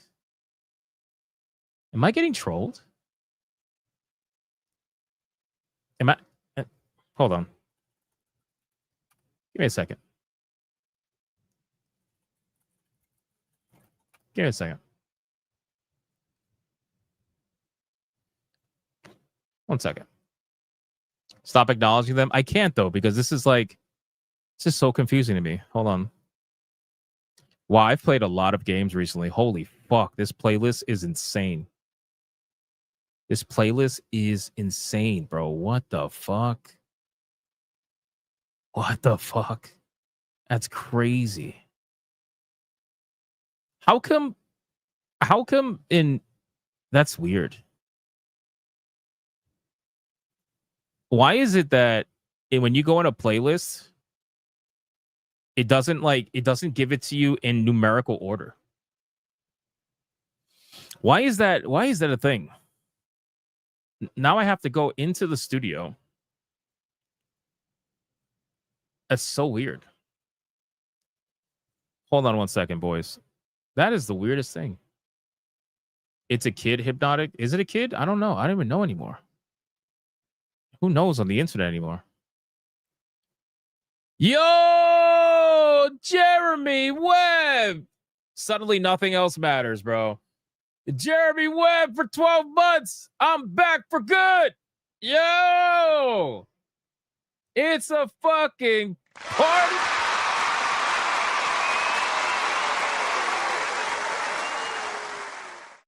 I'm so glad you're safe, dude. Are you back in the States? Dude, are you back in the States? Welcome back, bro. Holy shit. Mission complete. Exactly. Bro, that is awesome. Shout out to Jeremy fucking Webb, man. It's good to see you, bro. It's good to see you, man. Holy shit. Oh, I'm so happy. I'm so happy, bro. Shout out to fucking Jeremy Webb. God damn. Don't worry, Jeremy, nothing has changed. Well, no, some things have changed. Some things have changed, but for the most part, nothing has changed. Shout out to you, bro. I'm excited. What a fucking legend, dude. Holy shit. That made me happy. All right. So let's check here for ourselves out of curiosity. I gotta go to the number one stream. I don't know why this is so difficult. I really don't know why this is so difficult. I have to look in my playlist, go into... I'm so curious. You got me curious now. Like, did I in fact choose easy mode when I played First Berserker? You got me curious now. How can I go about my day without looking this up now? I have to. So now I'm going into videos. I did a lot of streams of the First Berserker. That's insanity, by the way. It's insanity. Number 2. Found it. Number 1. Okay, let's see. I mean, I don't know. Maybe I did. Shit. Let's bring it up.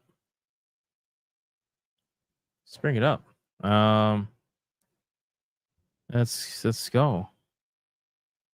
Let's play this. Let's go forward. Okay.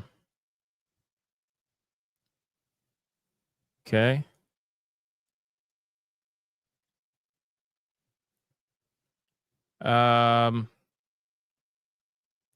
mean, it just went into the game when I played it, so it just went into the game. So let me see. Do you select? I don't remember. Do you select difficulty here? No, I don't know. Adjusted graphics. Yeah, there was no like. There was no difficulty selection at the time. You don't get the option until after the first boss. Oh, okay. So let's kill the first boss. Right? Where's the first boss?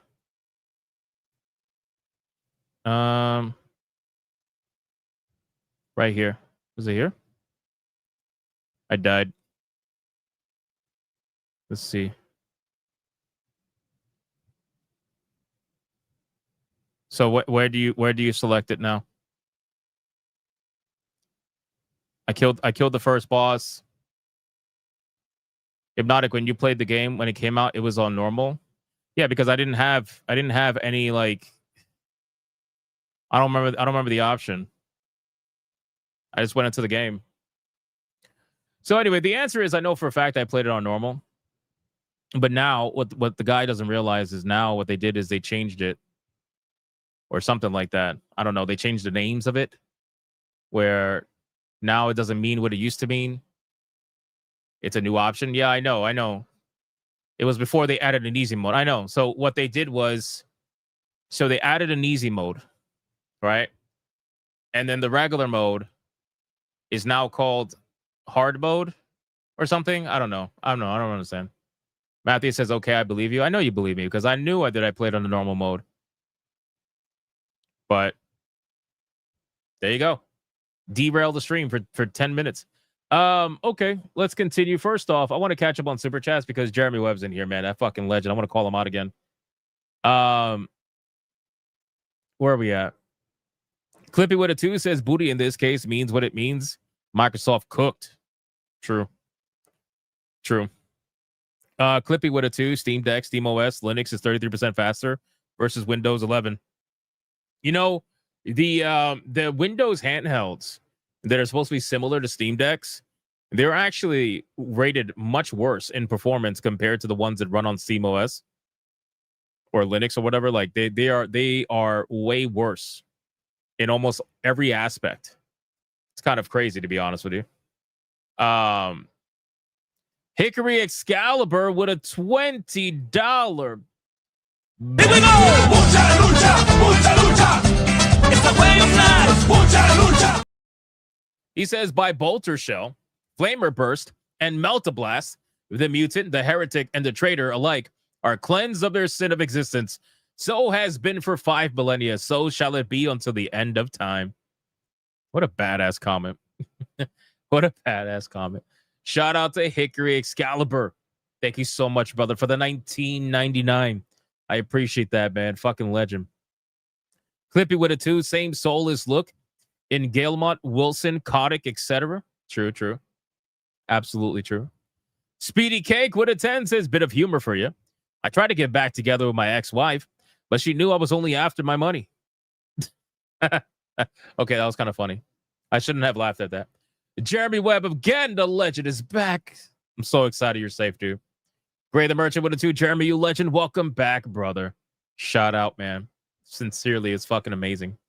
You don't understand how happy that... Bro, that's like something I've been thinking about for... I don't even know how long it's been since you left, Jeremy. And every once in a while, you get brought up in the chat. You were brought up in the chat the other day, like 5 days ago. They were like, any news from Jeremy Webb? And I'm like, I have no idea. I haven't heard. The last time I saw you were in Smash's chat, I believe. And then Jeremy Webb with a $50. Here we go! Mucha lucha! It's the way of life! Mucha lucha! That you did not have to do, obviously. But I know you don't listen to me anyway. Jeremy with a 50. I'm here. Got some paperwork, but I'm here in my home finally. Also, LOL, lots of stuff for me to catch up on. Yes, there are some different things, but for the most part, we are still the same crazies. So not much has changed. Thank you so much, Jeremy Webb, for the $50 mega banger. That's insane. And I'm glad you're safe, bro. Sincerely. Clippy with it too. Welcome back, Webb. Christmas every day. Every day, Clippy. Every day, Clippy. Nonstop with it too. New games to replace easy with game journalists. Remember when they would make actual funny game mode names? Like Wolfenstein? Remember that? And now it's too it's too insulting. It's too mean. They don't do it anymore. Sucks, man. Angels of Destiny with a 19. Here we go! Mucha lucha, mucha lucha. It's the way of life. Mucha lucha. He says, I 100% Night Rain, soloed every boss, even the final boss. Multiplayer focus is not the same as live service. Every unlockable item is earned through playing the game, just clearing up some misconceptions. Fair enough. Again, I think that the mindset is going to eventually lead to a potential live service from software style game.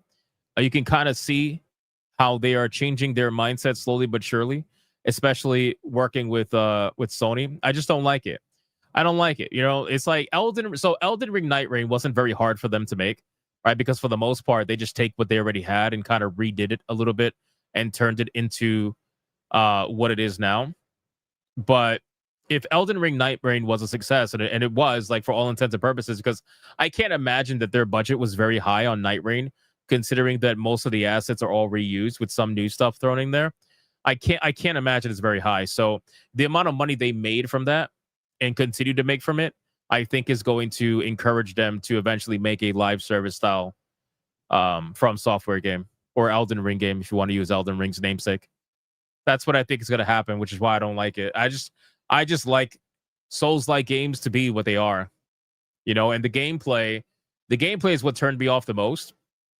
The speed of which that game plays at it's like Elden Ring on crack, you know.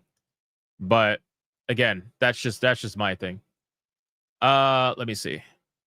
We got Jeremy Webb with a $100 Red Boy Hyper Bagger.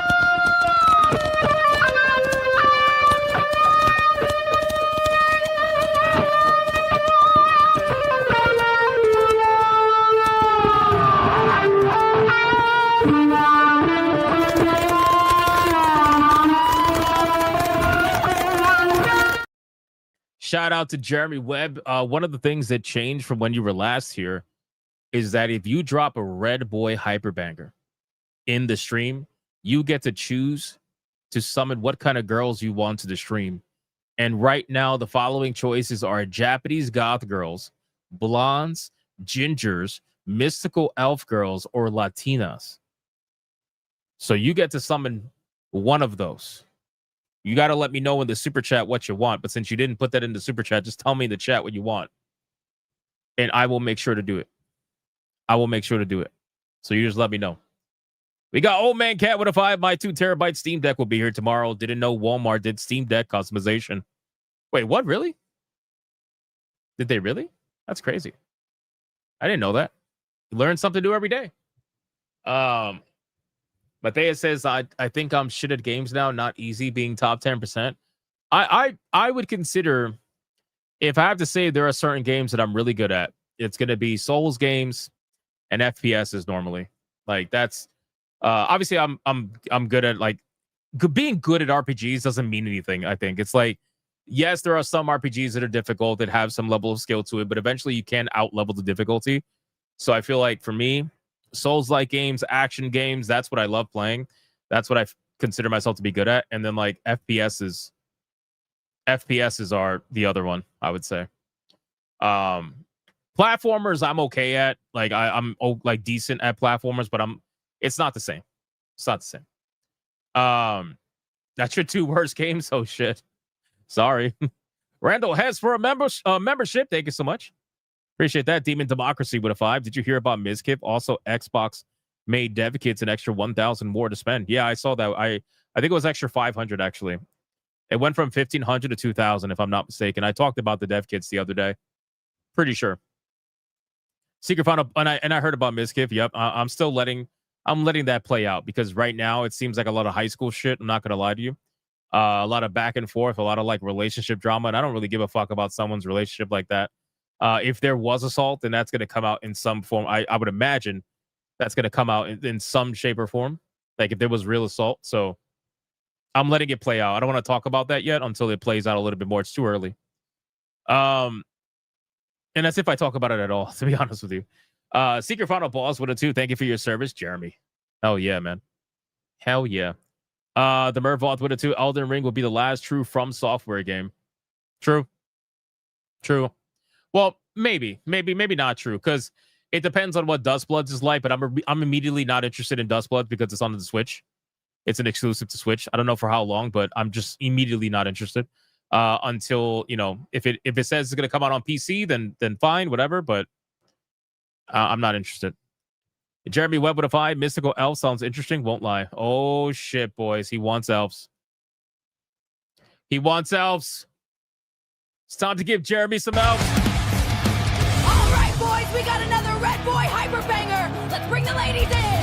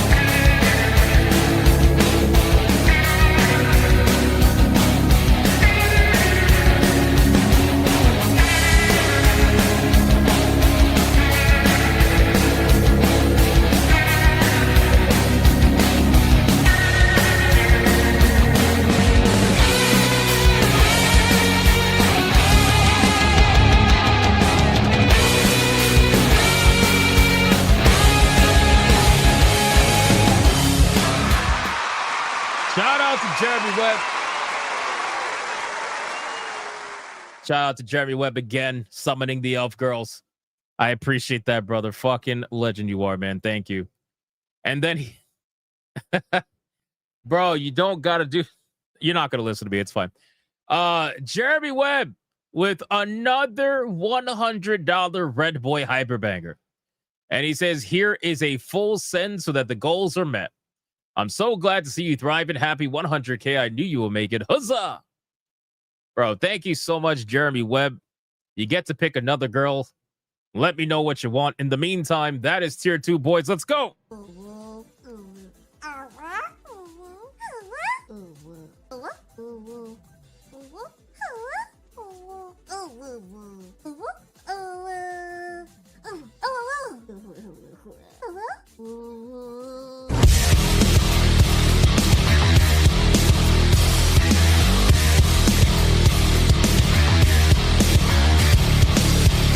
Shout out to Jeremy Webb, the absolute legend, for the $100 Red Boy Hyperbanger, helping us to get to tier 2. What a fucking legend, man. Let me know. Oh, he let me know. He let me know. Hold on. Jeremy Webb with a 5. Also, for the next red, I would like reds. Okay. That makes sense. Ginger's it is. It's a Red Boy Hyper Banger, bitches! Let's bring the ladies in!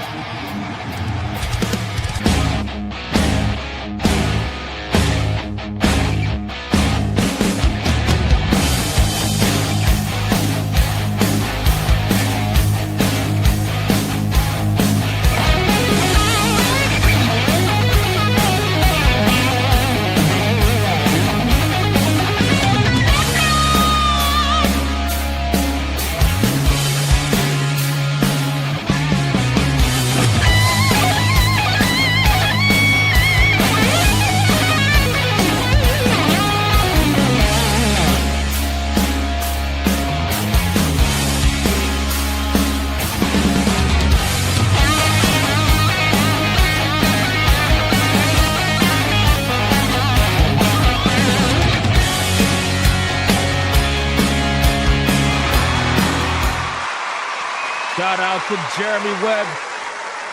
Again, thank you so much, brother, for that second fucking red boy. It's absolutely insane. Hitting us at tier 2. Crazy, man. Crazy. Demon Democracy with a 5. Hypnotic, if you watch Rooster Teeth, Rage Gaming, Ninja Gaiden 2. It's how these people be raging these awful. These were the good old days before they were awful. Yes, I agree. Shout out to Demon Democracy. Thank you, bro. Speedy Cake with a 10. Looking forward to the Battlefield 6 update either tomorrow or the day after. Yeah, we're going to talk about Battlefield 6 right now in a second. Just give me a moment. We're going to talk about that. And then, of course, Jeremy Webb with a $20 bank. Here we go! Mucha lucha, mucha lucha. It's the way of life. Mucha lucha. He says, I'm back, Smash. Good to see you as well. Sorry, Hypno was on first. Thanks for both of you.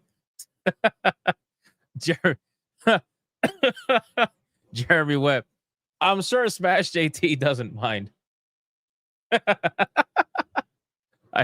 Smash. Oh, my God. I'm sure Smash JT doesn't mind. By the way, did you know that Smash JT is now an official collared animal? Mia.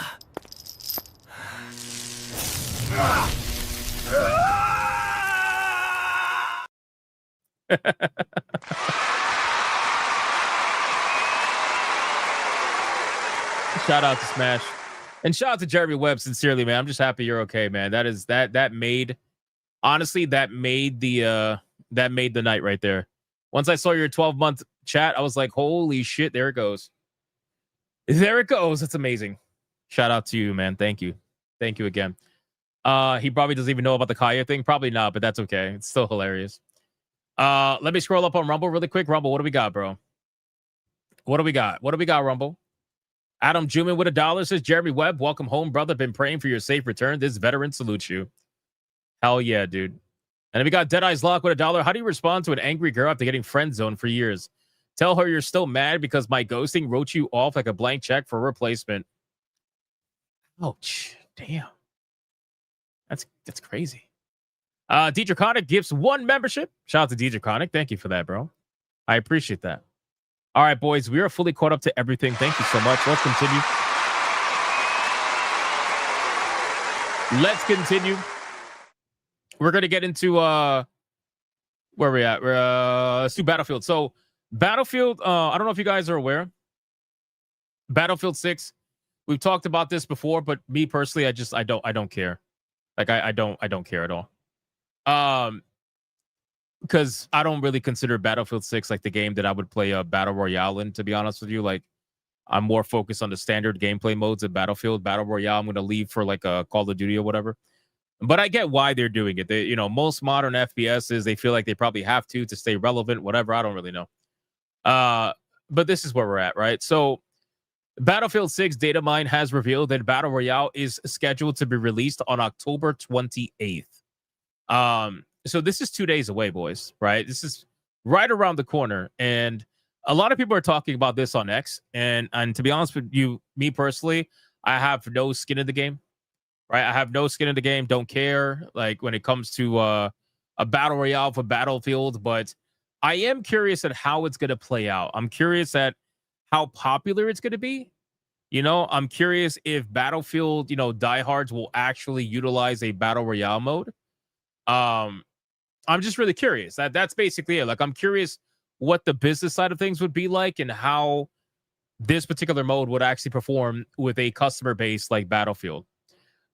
Because Warzone did pretty well for Call of Duty, at least in the beginning. I don't know how it's doing now, but at least in the beginning, it did pretty well. I remember when there was clips literally everywhere of people playing Warzone. It seems like it's kind of died out, especially with Black Ops 6 releasing, but I would be very curious to see how this performs for Battlefield. So I'm going to follow up on this. I don't know if they're offering it for free to play or if they're offering it to people who only bought Battlefield. I don't know what the specifics of it are, but all I know is, according to the data miners, it is set to be released on October 28th. But whether or not that's actually going to happen, well, we got to wait 2 days to find out. So we'll see. But just wanted to give you a follow up on that story. Also, we've been talking about Halo for the last couple of days because obviously they're remaking Halo, and one of the original Halo designers is on X right now blasting the new remake and wonders if the point was just occupying an enormous art team while you figure out what to do. He said, "What have they done to my beloved B30? If you scroll down, you're going to see a post here. Let me read the whole thing so you get the idea. Halo Combat Evolved is getting a second remake. And there are plenty of reasons it's sort of an odd duck. On top of taking a hatchet to Halo's perennial Xbox and PC exclusivity, it's got all sorts of ground-up changes, new weapons, 4-player co-op, sprinting, and enhanced level design. The last point fielded some criticism from James Grissamar, who is the game designer on the original Combat Evolved and design lead on Halo 2 and 3. In a post on X, he reposted gameplay footage saying the following: "You aren't supposed to be able to take the Warthog up to steamroll the hunters. I intentionally placed the rocks in the way so that you had to fight them on foot." Tagging Halo co-creator Marcus Leto, he added, "What have they done to the beloved B-30? Commenters gathered, oh man, you know who's going to love this conversation? Atreus and Kata. Because those two were going crazy on Saturday Night Hypnosis. If you guys missed SNH recently, please make sure to go check out the episode, because we had a little bit of a nerd fight. It was actually pretty fucking amazing. We had a nerd fight, and I would be curious to see what the response would be now that somebody who actually worked on the original game is not happy with the way the game came out, seemingly in the remake trailer anyway. So it says commenters gathered in the replies to compare the new footage with their experiences of the Xbox original. Washington Post games critic Gene Park concurred with his note about the Warthog. "That's why I felt like my runs were so short, because they were just drivable. Those rocks were part of the rhythms of the adventure, forcing us to walk and explore and be intimidated by the slow-moving, hulking hunters." He replied, "It's like the dance remix of a classic song that skips the intro and the bridge and just thumps the chorus over and over and over again." When the other posters pointed out that it was possible to get the Warthog past the rocks in the original with some finagling, he said that it wasn't the same. "That's why it's fun. You got one on over the mission designer. The remake wants to show you how clever the MD is. It steals the fun." It's easy to see his point. Marketing is a new spin on a game as celebrated as Combat Evolved with enhanced level design comes off as a bit of like Hawking starring Knight with improved brushstrokes. It might be possible, but the risk of undermining its original appeal seems perilous. It's a risk run by a remake of a classic game, and Grissamir had plenty to say about remakes in general as well. In one post on his earlier thread, he sympathized with the developers involved and said remakes and remasters are soul-destroying, and I feel for any developer working on one. They can't win. Even if they do, they won't get credit. But bad situation unless you are getting paid good money. And when it comes to Halo specifically, he said he doesn't quite see the appeal. When one commenter asked if Grissamir thought Halo Combat Evolved would succeed in today's market, he replied, "Probably not. But I'm not sure what the point of a remake is anyway. Nostalgia, a new generation of fans, occupying an enormous art team while you figure out what to do." It's a damn good question, man. I'm not going to lie to you. Now, here's the thing. So everybody knows Halo Studios was renamed from 343 Industries or whatever they were called before because, well, there was a lot of bad press and a lot of bad, I guess you could say, thoughts on the previous studio. And even though they're the same studio, they basically just got renamed. And, at this point, it brings me back to the conversation we were having Saturday, right? I don't think there's anything wrong with a remake. As long as you are faithful to the original remake in every way you possibly can be, right? There's no way if you want to be one-to-one, well, you're just going to release the same game. So if you're going to update the graphics, then you need to understand why there are certain things the way that they were in the original game. If certain things were the way they were because of, let's say, technical limitations, then that's one thing, right? If other things were the way they were because, well, it was designed by the mission designers, it was meant to be that way so that people had to actually like go out there and do certain things in a certain way in order to make the game a little bit more challenging, then, that's something a little bit different, right? It also shows that there is a fundamental misunderstanding from the people who are remaking Halo compared to the people who made it originally, which I think that's always going to happen, especially when it's two different people doing it. A lot of people obviously are going to have a problem with the sprint button as well. And I'm honestly 50-50 on it. The reason why I'm 50-50 is because with the sprint button, I have to see what it's like in my hands and to see if it actually feels better in comparison to old school Halo without the sprint button. But I got to imagine that the new game is going to be designed with the sprint button in mind, especially when they're making certain things in the levels and whatnot. So I don't know. With this one, I'm I just find it a little bit curious. And also, too, just to see an original person who worked on the game come out here and speak out against the remake, I find that to be pretty interesting. It's not every day where you see somebody who worked on something like as big as Halo come out and trash the fucking remake essentially and say like, what have they done? What have they done to my product? You know, like it just I find it pretty interesting. Now, again, this apparently they're adding new levels to this game. That is where I think a lot of people are going to see the difference, right? I think that you're going to see a very glaring difference between the new levels that were designed for this game and the old levels that were remade for this game. That's what I think is gonna be pretty obvious here. So I'm curious to see what is gonna happen with this. I'm curious what they're gonna look how they massacred my boy. Yeah, I know. Cortana is fine. They showed her. I'm here again. So the Cortana that they showed is a concept art. I haven't seen any in-game Cortana. If anybody has, please let me know. But to my understanding, I haven't seen anything.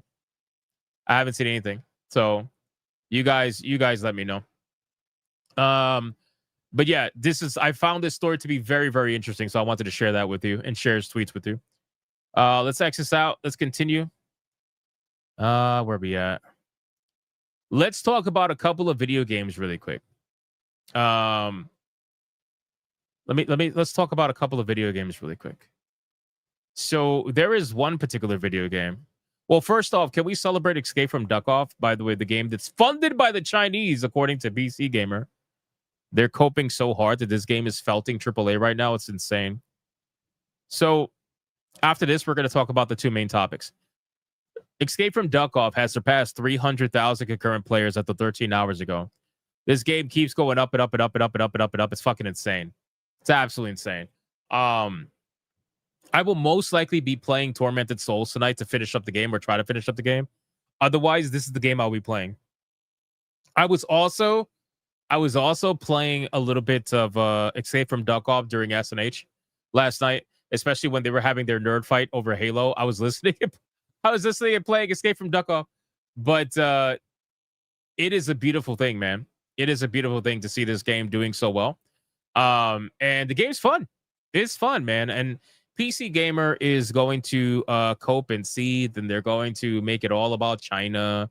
You know, anytime a game that does well, that's Asian made, they immediately fucking they go off and they start complaining about, oh, it's 60% Chinese players, so it doesn't count. You know, I honestly can't believe that these journalists are still out here trying to basically tell people that Asian buyers don't count. They're like, oh, it's from China, so it doesn't count. You know, it's like, what? Bro, come on. Are you serious right now, man? You guys are just insane. I guarantee you, if China made this game lame and game, oh my God, I can't talk. If China made this game lame and gay, there we go. That's what I meant to say. If China did that, you best believe that PC Gamer and all the other journalists would report on it without ever once mentioning that the majority of the players are from China. It's not even like a super majority too, but regardless, whatever. They would not even mention it. It would not even be a thing. They would be talking about how diverse it is, how amazing it is, how incredible the diversity on screen is. That's what they would talk about. LOL, lame in game. Yeah, I know, right? So, but of course, this is where we're at. So, but I just wanted to celebrate it. 300,000 is absolutely fucking insane, and this is the year of indie wins. We have had so many indie wins come out this year. It's not even funny. And what this is going to do is going to embolden a lot of people to get up and create their own thing. We could be getting a lot more indie games than we already are. And a lot of them are actually really good. Tormented Souls is one of them too. It's fucking insane. In all actuality, the developers who made Tormented Souls like the post that I made today about their game. Goes to show, right? Goes to show. Why are you liking a post from a toxic chud? What's wrong with you? Anyway, another game. This game is blowing up too, by the way. This game was gifted to someone last night on SNH. I forgot who. But RV There Yet is blowing up on Steam massively from Nuggets Entertainment. Okay. This game actually looked pretty fucking fun when I saw the gameplay and the screenshots. And it looks like something that is just fun and stupid to play. That's really what it is. And if you look, it is at 100,002 on Steam as of yesterday, which is pretty fucking crazy. It's pretty crazy.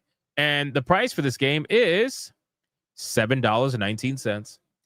Once they saw their game going viral, and this is why indie developers are so smart.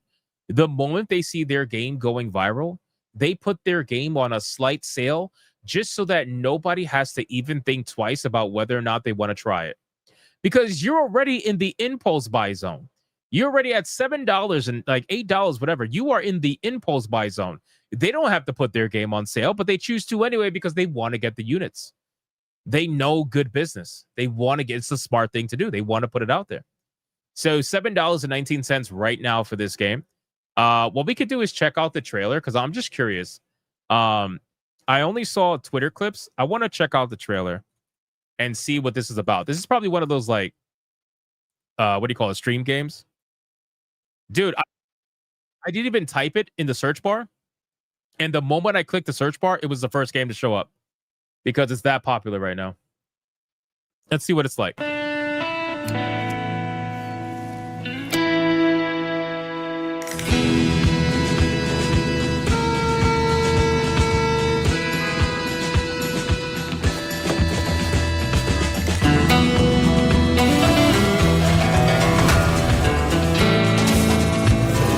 I will not play this with Smash JT. And if we do, he will not be the one driving. I absolutely refuse. Can you imagine Smash JT trying to drive an RV over some fucking 2x4s, 4x4s? Like that's not happening.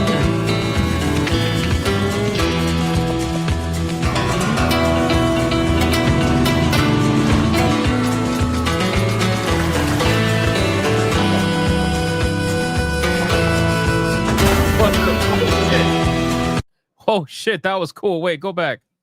Bro, they launched they launched the RV. That's insane, bro. Look at that. What? Yeah, this is what Smash would be doing. This would be either Smash or My Nerdy Home, one of the two. Look at this. There's a fucking moose on the top of the RV, and you're driving like this, bro. This is how they would be driving, dude. Oh, RP Moose.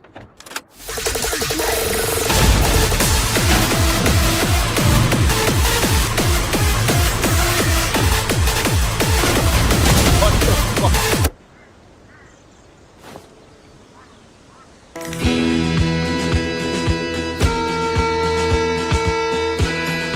Bro, I'm not gonna lie, this game looks cool, man. We might have to play this with the SNH crew because that shit turned into pure chaos at the end. What the fuck was that, bro? Wait, dude, did he throw the remote? Or did he throw something else? What did he throw? Oh, he threw like a cassette tape. Interesting. Pretty interesting. So, looks like fun. I could see why it's blowing up. It's definitely one of those games where it's meant for streamers just to have fun and their viewers just to laugh at. And I'm glad that these kind of games are becoming popular only because it builds community. Like these games really do build community. These are interesting games to watch because not every game is a streamable game. Not every game is a game that people are going to enjoy watching. But these kind of games are, and they get live reactions from the people playing it. So it's pretty interesting. But the problem with these games is they tend to get popular and then they die off pretty quickly. So it all depends on how updated they continue to be or just how much replayability they have, which I think this game might have a decent amount. So definitely something that will be worth checking out in the future. All right, let me do gifted games really quick. I think we got a gifted game. And then we'll go from there. Shout out to Dragon Reborn, the absolute fucking legend, bro. Look at this guy. Hey, Hypno. Not sure if you'll have time to play this by the end of October. I won't, but I'll play it. But it's another Blooper Team game with late Rutger Hauer. Take care. So this is a game that I actually have on PlayStation that I bought for like stupid cheap and never played. I'm not even gonna lie to you. I have the physical edition of Observer System Redux or Observer, whatever it is, the original one. I don't know if it's System Redux. I could be wrong. But I do have Observer, and I played this game. I'm sorry, I bought this game and never played it. I bought it for like fucking $8 or something like that. So, but thank you. I will definitely check this out. I literally just never had time at the time, but it's something that I've always wanted to check out for sure. I appreciate that, Dragon Reborn. Thank you, bro. I think we got another one that just came in. Let me refresh. This motherfucker. Oh my god. Holy shit. Bro, yo, I swear, man, only in this community, bro. I swear to God. Only in this community. I didn't even wishlist it yet. Like, what the fuck? Oh my god. Little Miss Hypnotic. RV going. Gifts. RV there yet. Impulse gifting. I know. But see, that's what I'm saying. Like, these games are $8. Like, they're $8. Most people would be like, you know what? That's an impulse buy. Like, whatever. It's $8. It's oh my god, dude. Thank you so much, Little Miss Hypnotic. That is wild. That was not expected. But of course, you guys always surprise me all the time. Sincerely, thank you. That is insane. Maybe I will play that with Smash. Just to see what it's like to drive around with a retard. Let's just he's gonna hate me, bro. Fight back!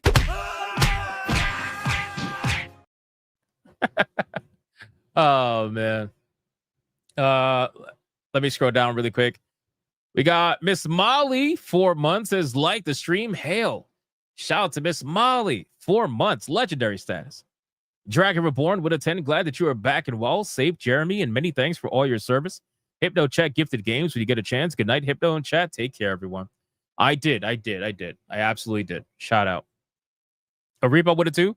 On last SNH, Smash was gifted RB there yet. So looks like we might have something happening here. We'll see. We'll see how it goes. Okay, let's get into the main topics, boys, because we're pretty late into the evening. It's been a fun stream so far. Thank you guys so much. We're going to cover the Final Fantasy conversation. We're going to cover that first because, yeah. I mean, what is there to say? What is there to say about this? I mean, sincerely, it's like one of those, are you stupid kind of a things. So, and there are people that don't like my my thoughts on the Final Fantasy remake, right? There are people that don't like my thoughts on it. Not many, but there are some, and I think they are usually the ones that haven't played the original. Ironically, some of them say they have, and that's fine. But a lot of the people who have, super duper love for these games are usually the ones that didn't play the original or didn't grow up on the original, I should say. So when I see this, I think to myself, I'm like, this is really dumb, right? So we're gonna go through this and kind of just go over some numbers and stuff like that. Is this rage baiting? Is he rage baiting us? I don't know. We'll find out. We'll find out. We're gonna go over some numbers though, and I have the original numbers for Final Fantasy VII from almost 13 years ago on Steam, where it hit 6,400 concurrent players on Steam almost 13 years ago. Fucking wild. Absolutely wild. With an estimated sales of anywhere between 1.5 to 3 million. I think it's above 2, if I'm not mistaken. So pretty wild stuff. In comparison to some of the newer games on Steam when they finally released, doing better concurrently, but ironically having similar numbers, even though this is the OG. So keep that in mind, It's interesting stuff. With Rebirth being the one that has the most players because it's the most recent right now, obviously. So, but we'll talk about it. All right, ladies and gentlemen. So in today's video, we are going to be talking about something that the Final Fantasy VII Rebirth director decided to say about the original Final Fantasy games. And as someone who has played the original Final Fantasies, I find this to be something really stupid to say. But we're going to give him the opportunity to speak his mind and see what exactly is going down here. But this headline from Bounding Into Comics says the following. Final Fantasy VII Rebirth director recommends new players skip original game and get the first impression from the remakes. Now, I think that is a travesty. Okay. I think that is an absolute travesty. And the reason why I do is because, well, you could call me a purist, you can call me whatever you want, but it is in my humble opinion that the Final Fantasy VII Remake stories are absolute fucking trash. And I know what's going to be said already in these videos, and that's going to be from the people who only played the remakes. They're usually going to say something along the lines of, well, it's the same story, they just added some difference. It's like, no, you can't add differences and have the same story. Okay, it's not it. Okay, there was no parallel fucking universe in the original game. All right, sorry, spoiler alert. Right, it's no like there's no Zack alive in the fucking original game. Okay, like there is a singular story that happens. It is what it is, and there is no multiversal fucking Kingdom Hearts bullshit. None of that was happening in the original game. So the moment you introduce the Whispers, I don't care if their entire purpose is to ensure that the original story plays out in some way, shape, or form. The simple truth is that it could be similar, but it's not the same. So people saying, oh, it's the same story, it's not. It's complete bullshit. Anyway, now, with all that being said, you can argue that the story is similar, but that whole argument of the story being similar has been completely thrown out the water the moment they started going down this multiversal bullshit. The moment they did this multiversal nonsense, that's when I said, you know what? This is not even a similar story. This is a completely different story. Okay, completely different. You got characters that were supposed to be dead that are now alive, and it's not even just only for Zack either. So in any case, with all this being said, let's now go through and see what the director had to say. He said, rather than getting into the RPG classic via its original, now widely available on digital platforms, which, by the way, it is. I mean, the game is available on Steam, and people are still playing it even to this day. If you look on SteamDB right now, the game almost 13 years ago, at a time where you had, high Steam concurrent numbers was not a thing 13 years ago. But when this game released at 6,424, that is fairly decent for a game like this, because if you look at Final Fantasy VII Remake, right, Intergrade, which released 3.3 years ago on Steam, this wasn't a universal release. This was obviously after the game initially came out on PlayStation. It still hit 13,803 and has 1,610 people playing this game right now. You know, Final Fantasy VII, the original, is something that I have purchased many, many times. I have bought it on my phone. I've bought it on multiple consoles. I've bought it on PC. I've done all. I can't even imagine how many times I've bought this game. So let's go back. He says, rather than getting into the RPG classic via its original, hell, they're even building it with its Magic the Gathering Pre-Con Commander deck, which I will say that the Final Fantasy Magic the Gathering cards sold very, very well. Final Fantasy VII Remake Trilogy director Naoki Hamaguchi believes that new players will be better served by getting their first impression of the game from Square Enix's current return trip. Now, obviously, you got to think about this. He is the director of the remakes, so naturally, he's going to want people to go to the remakes. He is not going to want people to go to the originals. And the reason why he doesn't want people to go to the originals is so that nobody questions the bullshit that he pulls in the remakes. That's really it. He doesn't want anybody to question what's going on in the remakes, and you won't question anything. You will question literally nothing if you didn't play the originals. It's only the people who are fans of the original Final Fantasy that are questioning things. Otherwise, how would you? Because you don't know anything.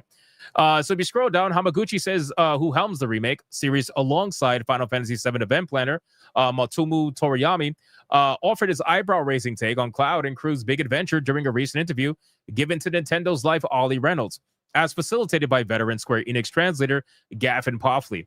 Amidst a larger conversation regarding the upcoming Nintendo Switch 2 port of Final Fantasy VII Remake Integrate, the director was one point asked as to whether or not he would recommend newcomers to try this out before moving on to the remake, or would you prefer the opposite?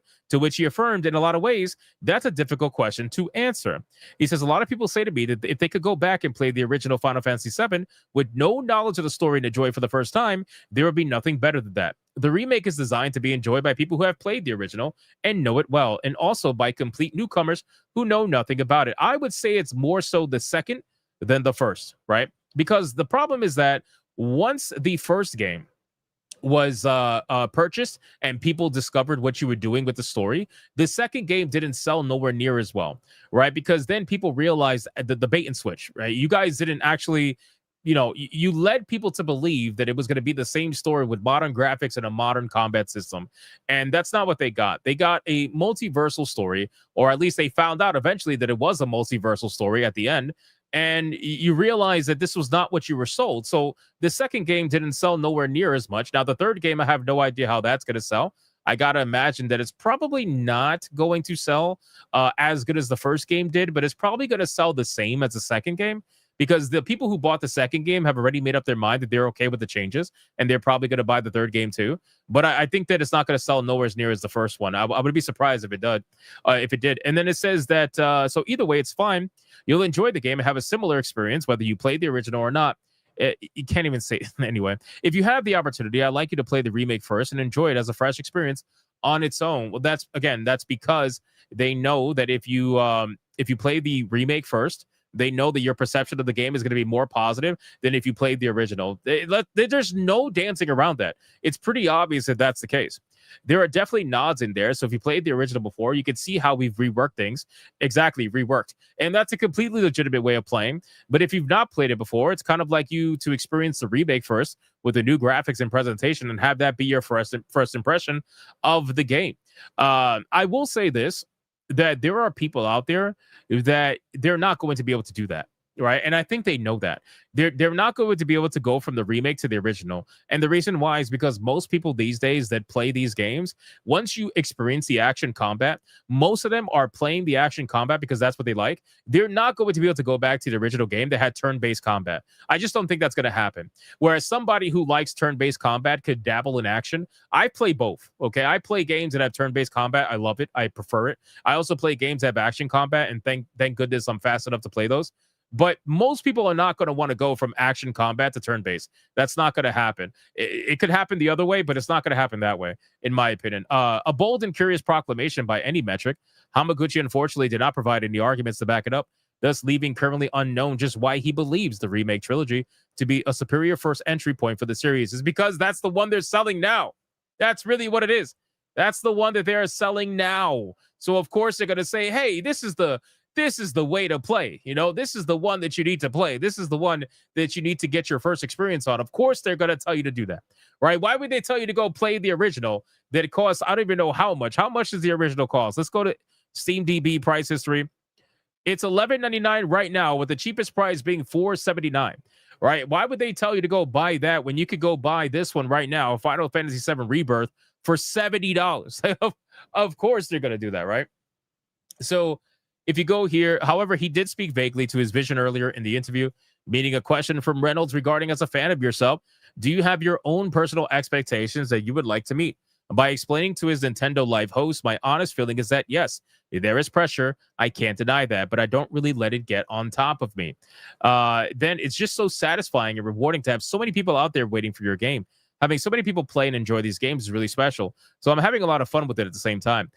I got to be real with you guys. The number one complaint that I have about this game is that they split it into 3 games. I think that is the most ridiculous thing in the world. I understand they're nickel and diming the shit out of this, but now you are talking about a game that is going on many, many, many years before completing the story. You went from one game having multiple discs to tell you the story in its entirety to 3 different fucking games to tell you the story that ended up getting changed anyway. It's absolutely insane. It really is insane. One of the things is that the team we have working on the series is really, really great. I'm blessed to have it, and it really supports me in making these games. It contains a lot of new people like myself who were fans of the original games, but then we also have a number of creators who worked on the original Final Fantasy VII. So people like Tetsuya Nomura, Yoshinori Katase, Motomoto Toriyama, and Katsuhige Nojima. Having them there really helps to ground it in the original and keep the essence of what made Final Fantasy VII what it was. In some sense, it was just me and I was responsible for everything. Then I might wind up becoming my personal take on it as a fan, but together we're able to determine what is most important for the fans and create a modern piece of entertainment that still retains the core essence. Now, again, guys, the whole it retains the core essence thing, they're saying this for a reason, and it's because they know that the number one complaint about the remakes are the changes to the story, right? I don't think most people will complain about the combat because we all pretty much expected action combat, considering the world that we live in and how people are so goddamn scared to provide turn-based combat because they're scared the ADHD fucking little kids out there who can't handle it. They're trying to make games for those people. So they're not going to put turn-based combat. Even though Expedition 33 just came out with action-oriented turn-based combat and did gangbusters numbers, they're still not going to do it. It's in my belief that Square Enix will never go back to turn-based combat, no matter how much people complain, no matter how much games do better than theirs. It doesn't matter, right? They don't really care. They're going to stick to the action, and that's what it is. But in essence of trying to say that the game and the core of the game is the same, I really don't believe that at all. There's a lot of changes to this game. Even if you want to take away the story, there's a lot of changes to the game that completely changes the core of what the game actually was. So you could tell a similar story, even though I don't consider it to be similar. You could do all of that. But to say it's the same core essence, yeah, I don't really buy that. You can have the same characters, but that's basically it. So ultimately, guys, when I saw this story, I just thought to myself that I'm of the complete opposite camp.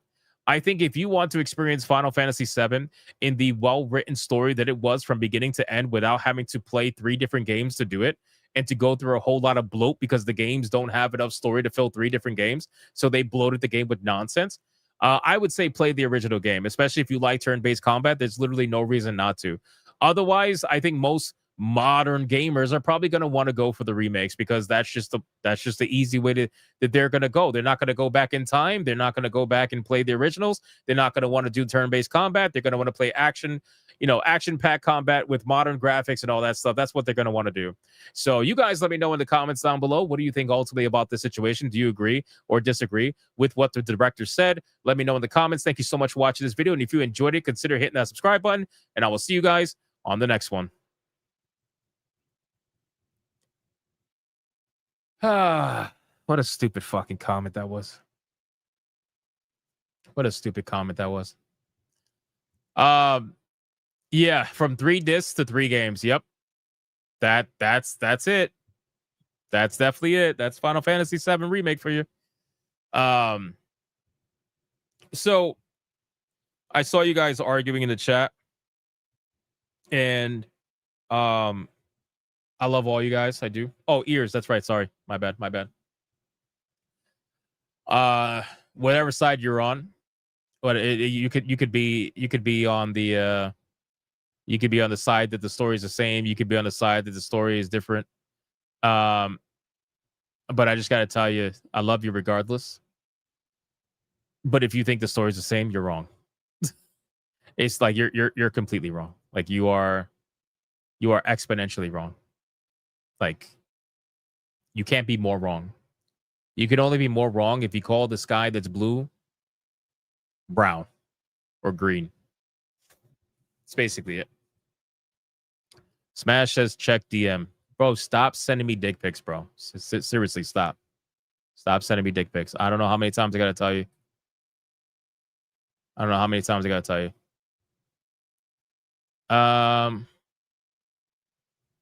Let's see. Oh, that's insane. That is insane. The White House posted this. Yo, wow. Okay, bro says, bro, the Final Fantasy VII Remake story is basically the same. Bro, it's not. It's literally not. The fact that you have to say basically the same means that it's not the same. I love you, man. I'm sorry, but that you're literally wrong. You're literally wrong. Is that official? Yeah, that's from the White House account, bro. I'm not even lying. Hold on, let me bring it up. Let me bring it up right now. Hold on. This shit is crazy. Look at this, bro. The White House. Power to the players. Oh man, they even used the GameStop fucking the GameStop phrase. Oh man, that's insane. Holy shit. Power to the players is crazy. Dude, man, whoever is running the White House account, legends. Absolute legends. It's so good. And this is all going to go away with the next president, probably, sadly. But it's still hilarious. So hilarious. Scroll down. Let me see.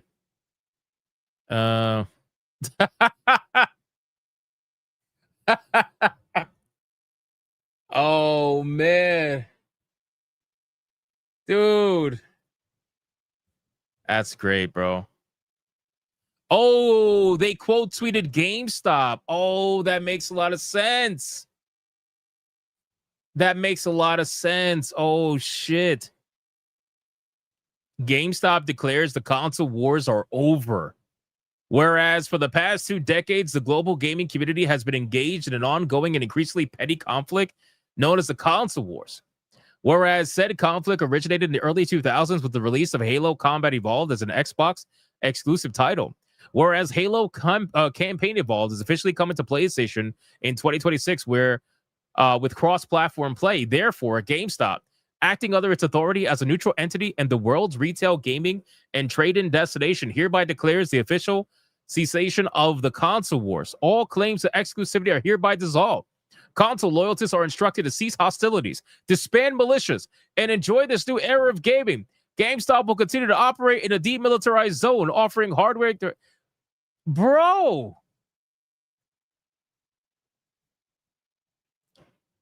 Oh my God. Bro. Let's go.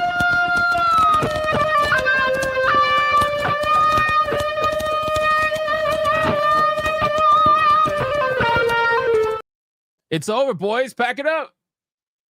Pack it up. It's over. It's over. Dude, they must be losing their mind. 5 million views. Oh. 5 million views. By the way, the console wars were happening even before PlayStation and Xbox. Let's be real. Nintendo and Sega, Atari and television. Like, it's been happening forever. Fucking insane, bro. What's this? How many views does this have? Let's see. This has less views than the GameStop one. Dude, whoever's running GameStop's social media as well, amazing. Like, how is it that I've been agreeing with GameStop so much lately? I don't understand. I don't understand. PlayStation officially won, bros. Good job, Phil Spencer. Crazy. They just posted it. Who just posted it? Oh, the White House? Oh. Did they? Oh, they did. About 40 minutes ago. Makes sense. Makes sense.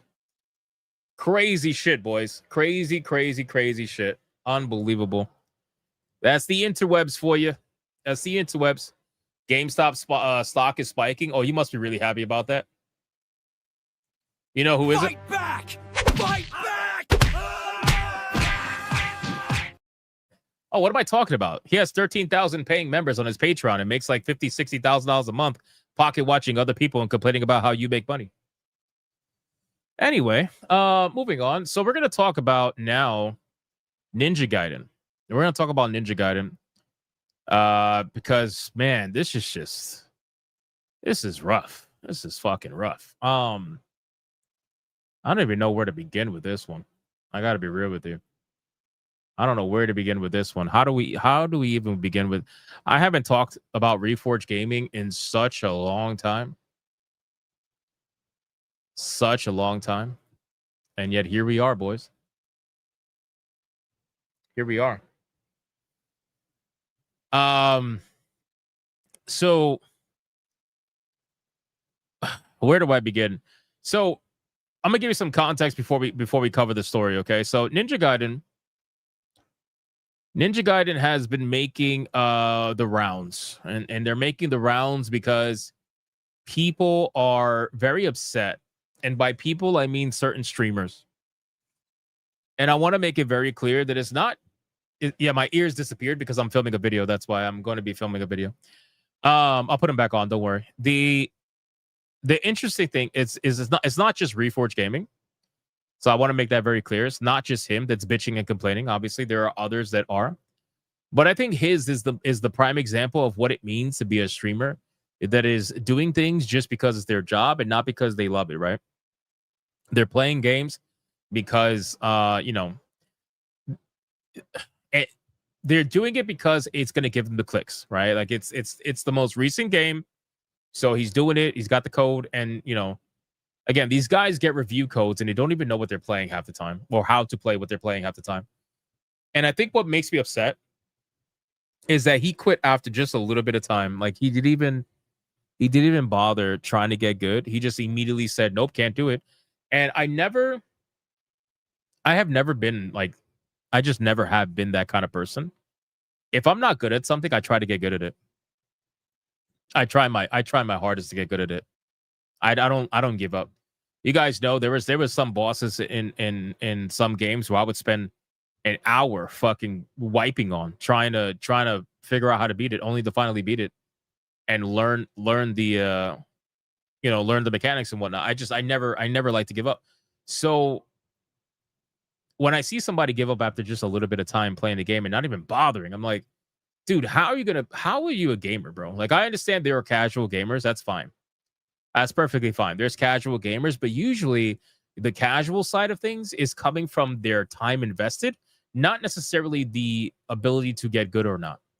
You could be a casual gamer and still try to get good at a game for the time that you're playing the game. The casual side of things doesn't come from your skill set. It comes from your amount of time invested, right?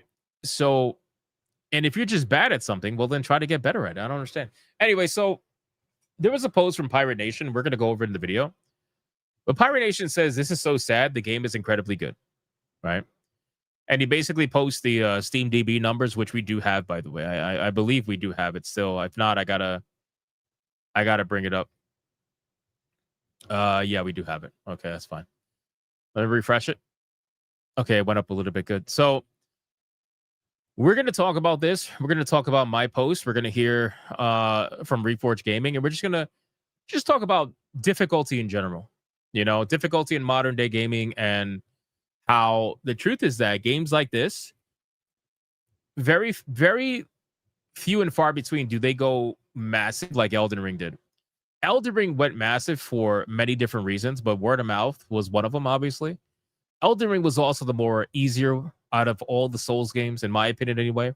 So the entry skill level was a lot lower. But word of mouth is really what pushed that game out there. And there's still people to this day that complain that Elden Ring is too hard. Still, to this day, right? So the thing is that with Elden Ring, you have the ability and the gear and everything to not out level your difficulty, but you kind of do. It's like an RPG in that way.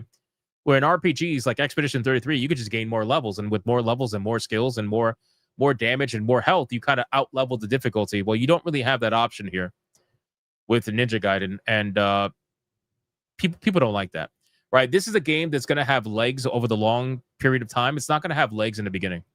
That's what I view this game as. So, isn't Elden Ring the easiest? Yes, from software games. Yes, I would say it is. I would say it is. It's also the price. I mean, it's a bunch of things. Let's talk about it. Let's go over this. Start the video. Well, let me drink some water. Hold on.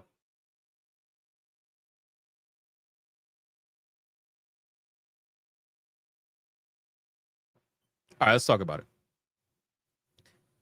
All right, ladies and gentlemen, so in today's video, we're going to be talking about Ninja Gaiden 4. Now, the reason why we're talking about this game is because, well, it's come to my attention that a lot of streamers are not exactly very happy with the game. And we're not talking about because the game is bad.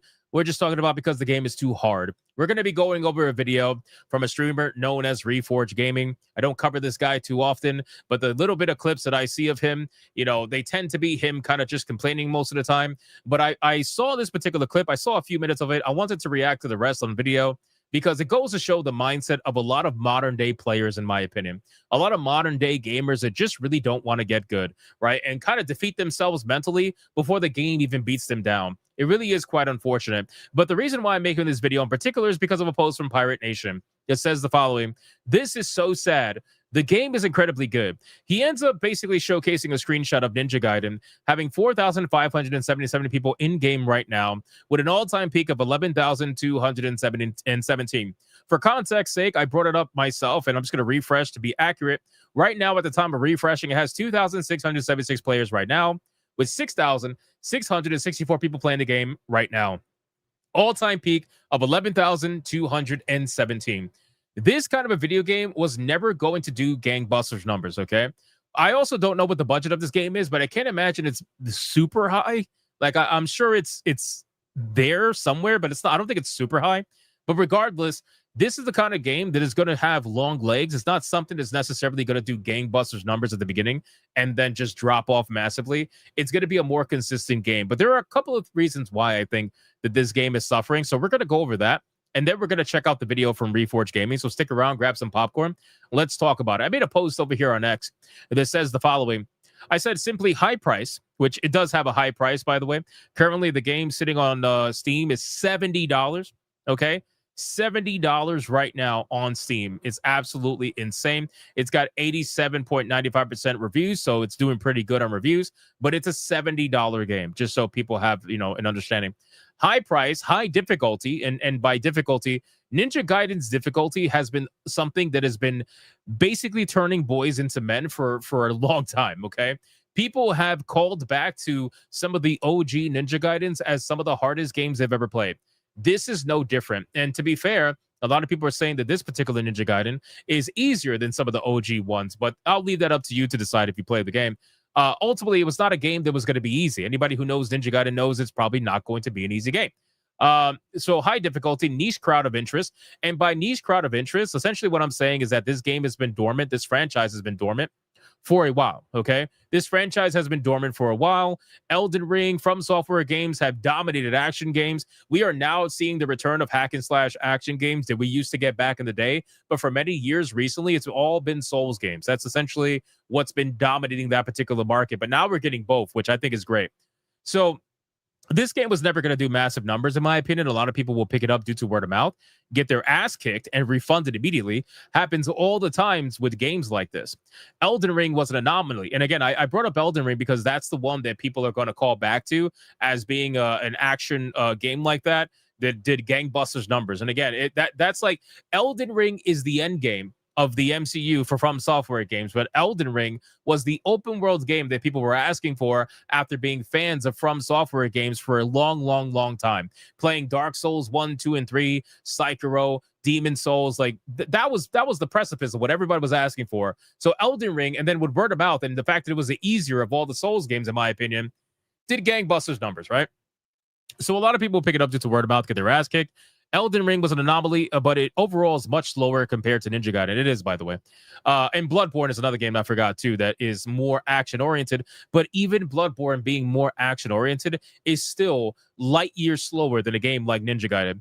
Two vastly different games, and quite frankly, most gamers these days can't keep up with a game like this, even with all the accessibility options. And I stick to that, right? I stick to that. The reason why is because Ninja Gaiden is unbelievably fast compared to a Souls-like game. A Souls-like game is more methodical in its approach. It's definitely slower, and you have gear, stats, and all that stuff, things that are important outside of the fast-paced combat, slow-paced combat, defense mode, whatever, dual wield, however you want to play the game, you have options. But when it comes to Ninja Gaiden, it's all about speed. All of it's about speed, reaction, and combos. That's what it's about. And unfortunately, I think a lot of gamers just aren't fast enough these days to play games like that anymore. They might have been in the past, but truth be told, I'm seeing people play this game, and they're getting destroyed.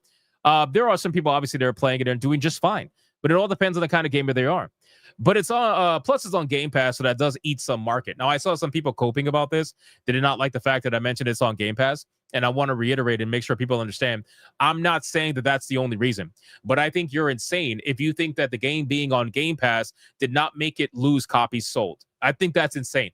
If you think the game did not lose copies sold because it's on Game Pass, that's wild, right? Even if the game was popular, it still would have lost copies sold to Game Pass. Just like Expedition 33. Expedition 33 was extremely popular. People bought the game outside of Game Pass, but you are crazy if you think they didn't lose any copies due to Game Pass. They absolutely did. There are people that were playing it on Game Pass that refused to buy the game because they played it on Game Pass. Same thing with every other game that was successful that was still on Game Pass. There isn't many, but the ones that were, they still lost copies regardless. Look at Call of Duty. Call of Duty is still considered successful, even though their numbers are going down more and more and more. But we just found out recently that Call of Duty lost over 4 million copies sold due to Game Pass. That's a huge fucking number, right? So it doesn't matter whether you're successful or not. You're still going to lose some copies sold no matter what. Then I said, I imagine the console sales are similar in scope, if not slightly ahead. But this year we got flooded. And this is the really important part. This year we got flooded with high-priced AAA titles, spreading people's wallets too thin, in my opinion. Indie titles have gained massive popularity as well, causing money that would otherwise go to AAA to go to indie instead. Now, again, me personally, okay, I think that this is the more prominent issue over anything else. You are Ninja Gaiden, right? A series that has been dormant for the most part for a fairly long time. Even if you were hyped and people were looking forward to it, myself included, it's still fairly dormant for the most part. Ninja Gaiden coming out at $70 is a very high price point for a lot of people that have been buying games that have been $20 or less, right? There is a game going viral right now on Steam, RV There Yet, that right now has passed over 100,000 players on Steam. People are playing the hell out of the game. And granted, these are two totally different markets, but I'm just giving you an idea of where indie is versus AAA. 100,000 concurrent on Steam with a price point of $7.19. Right? If you want to look at Hollow Knight Silk Song, $20, you can look at whatever you want. The point is that $70 Ninja Gaiden game, while it sounds amazing, starts to become less amazing sounding when surrounded by a bunch of games that are $20 or less. Or if you want to talk about AAA, some games that are $50 or less, right? There are some games out there that are $50 or less that are offering way more content. This game is short, to my understanding. It's about 10 hours long, give or take. I've seen some people beat it in. So it's completely different, right? With all this being said, I want to go to the other part, which is about people and I guess gamers overall, I don't know, mentality when it comes to difficult games these days. I see people pick up games like this all the time. Now, in this scenario, Reforge Gaming got a review code. He didn't actually pay for the game, so shill's got a shill, but he got a review code, and this is a 9-minute clip. We're gonna react to a few minutes of it, but I just want to show you how people defeat themselves in their mind before they even actually get to the point where they can even get good, right? And I don't understand. Like, if you know that these kind of games are not for you, why would you even take a review code for it? Why would you even bother? At least that's the mindset that he seems to be in. So we're going to react to this right now and see what he has to say. Let's bring it up on screen. Here we go.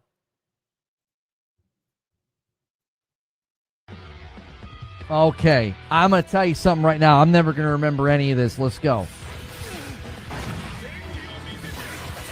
So right off the bat, the game's trying to teach you combos. And he's like, yeah, I'm not going to remember any of this. Bro, come on, man. Come on, man. You've got to be fucking kidding me, bro. What do you mean you're not going to remember any? Are you even going to try? Are you going to try to remember any of this? The truth is that I don't think he's trying to because he doesn't want to. I think what it is he took the review code to get all the clicks for being day one playing this game, and he never planned to play it again. He just wanted to play it one time to get people into his stream for that one time. And that's it. It's like, what do you mean you're not even going to try to remember this? Do you have TikTok rot brain that much you can't remember combos? Are you out of your fucking mind? Doesn't make any sense. I can't move. This is terrible.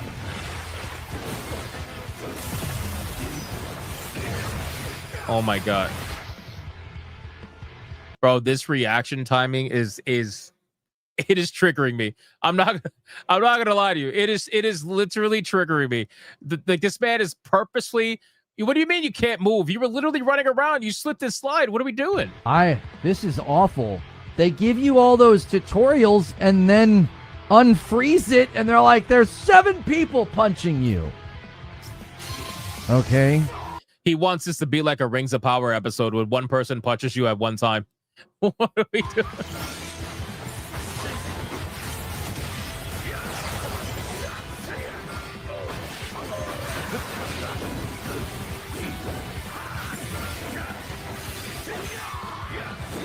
Bro, this is really hard.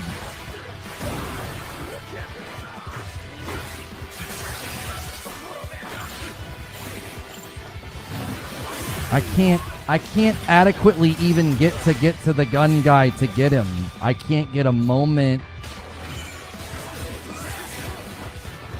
And you know what's sad? What's sad is that the game is actually being very forgiving right now because the game is kicking his ass so goddamn bad. Like, he's actually getting destroyed right now, and he still has HP to fight back, which is fucking crazy. The game is being very forgiving to him compared to former games. It's like, what are we doing, bro? I'm looking at this combat and I'm thinking to myself, I can't wait to play this game. But this guy, he's looking at this. He's like, how can I make up an excuse to stop playing this game so that my fans don't bother me over it? Okay, I got you.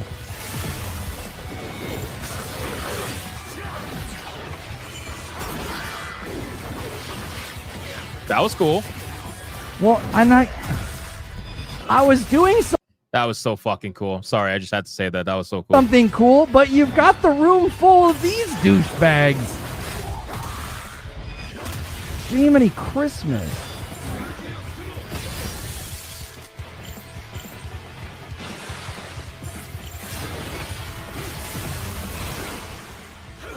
Yeah, I'm dead. I'm trying to do all the things they're teaching me, and like I feel like that misfire. See, that's the problem. So you're saying you're trying to do everything that they're teaching you, but at the beginning you said that you're not going to remember any of that. So how are you trying to get good at what they're teaching you when you just said that you don't even remember what they tried to teach you? You can't get good at something you don't remember. What are we doing? I feel like you're supposed to fall into that fight and you get to try out the berserk, and it glitched out. I was like up in the corner and it was like, no, you're not going to get to try this new feature. I think I messed it up by my entrance. Are you supposed to maybe go to the right? They teach you about it and then you jump in the room and do it. I wonder if that's what's supposed to happen. Like I swung across and like I landed in the corner.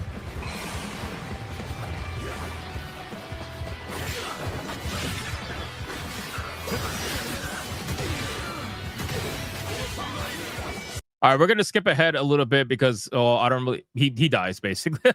He dies. I want to skip to the part where it's basically just like fuck this, like this is not for me, kind of a deal right now because he dies clearly a lot. Like he's dying in this level often, and he's clearly not very happy over there. Look, he died again. Game over, and he eventually just basically says, "Hey, that's not for me." So here, let me let's go back to right here. Dodges, I've got to watch for telegraphs. Homie, as soon as I get engaged with somebody, there's another guy you spawn in the room with rockets shooting me in the back. Like, that's not fun. That isn't. That seems very, very cheap. It's like, so every time you spawn new enemies now, I got to do that. I got to dis-target, and I got to run around the outer edge and kill 4 guys with guns before I can engage in the actual fight.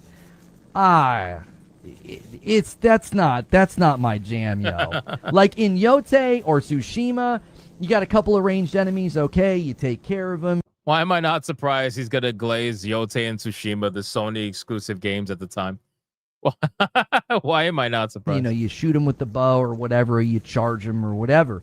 I took out all the ranged guys, and I'm like, okay, let me get into the fight, and you just spawned more. Like, all right, that doesn't seem like a game I want to play. That seems like I don't know, like it seems like you're almost like picking on the player. You're like, yeah, you ready to fight? Just kidding, there's a guy over here sniping you. Go get him. Oh, you got him? Cool, get back to the fight. Just kidding, we spawn guys with rockets now. And you're like, oh, I don't want to play your game.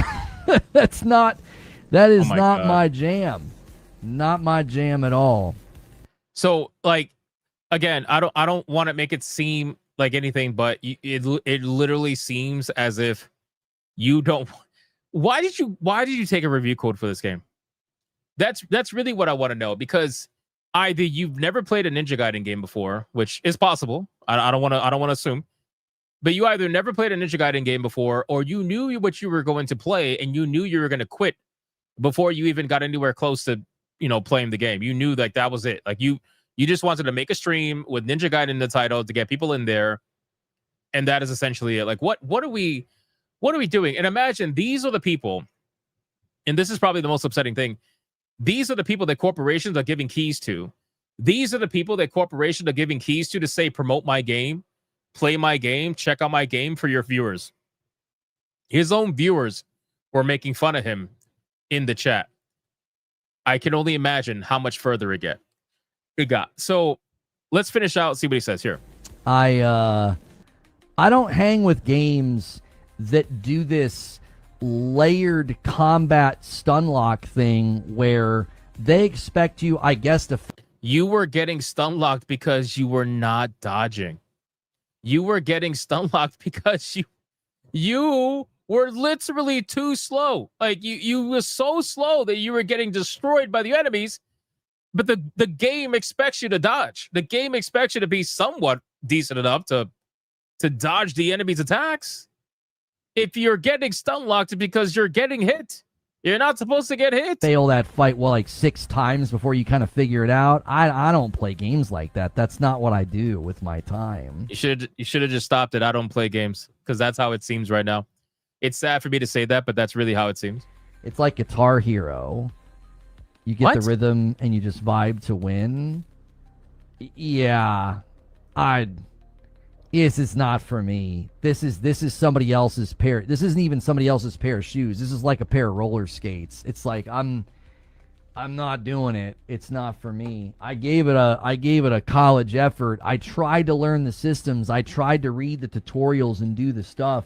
And I'm like, yeah, this is built for other people. This is. Oh my God, dude. Did he quit in the tutorial? Oh my God, dude. Did he quit in the tutorial? I didn't even realize that was a tutorial. Oh no. Oh no. How did you give a college effort if you're quitting at the start of the game? Anyway. Not built for me. This is like me trying to play Mortal Kombat or something. It just isn't made for me. No, I've never been into Devil May Cry. That explains a lot. That explains a lot. So here's what I will say. Let me finish up with this. Hold on.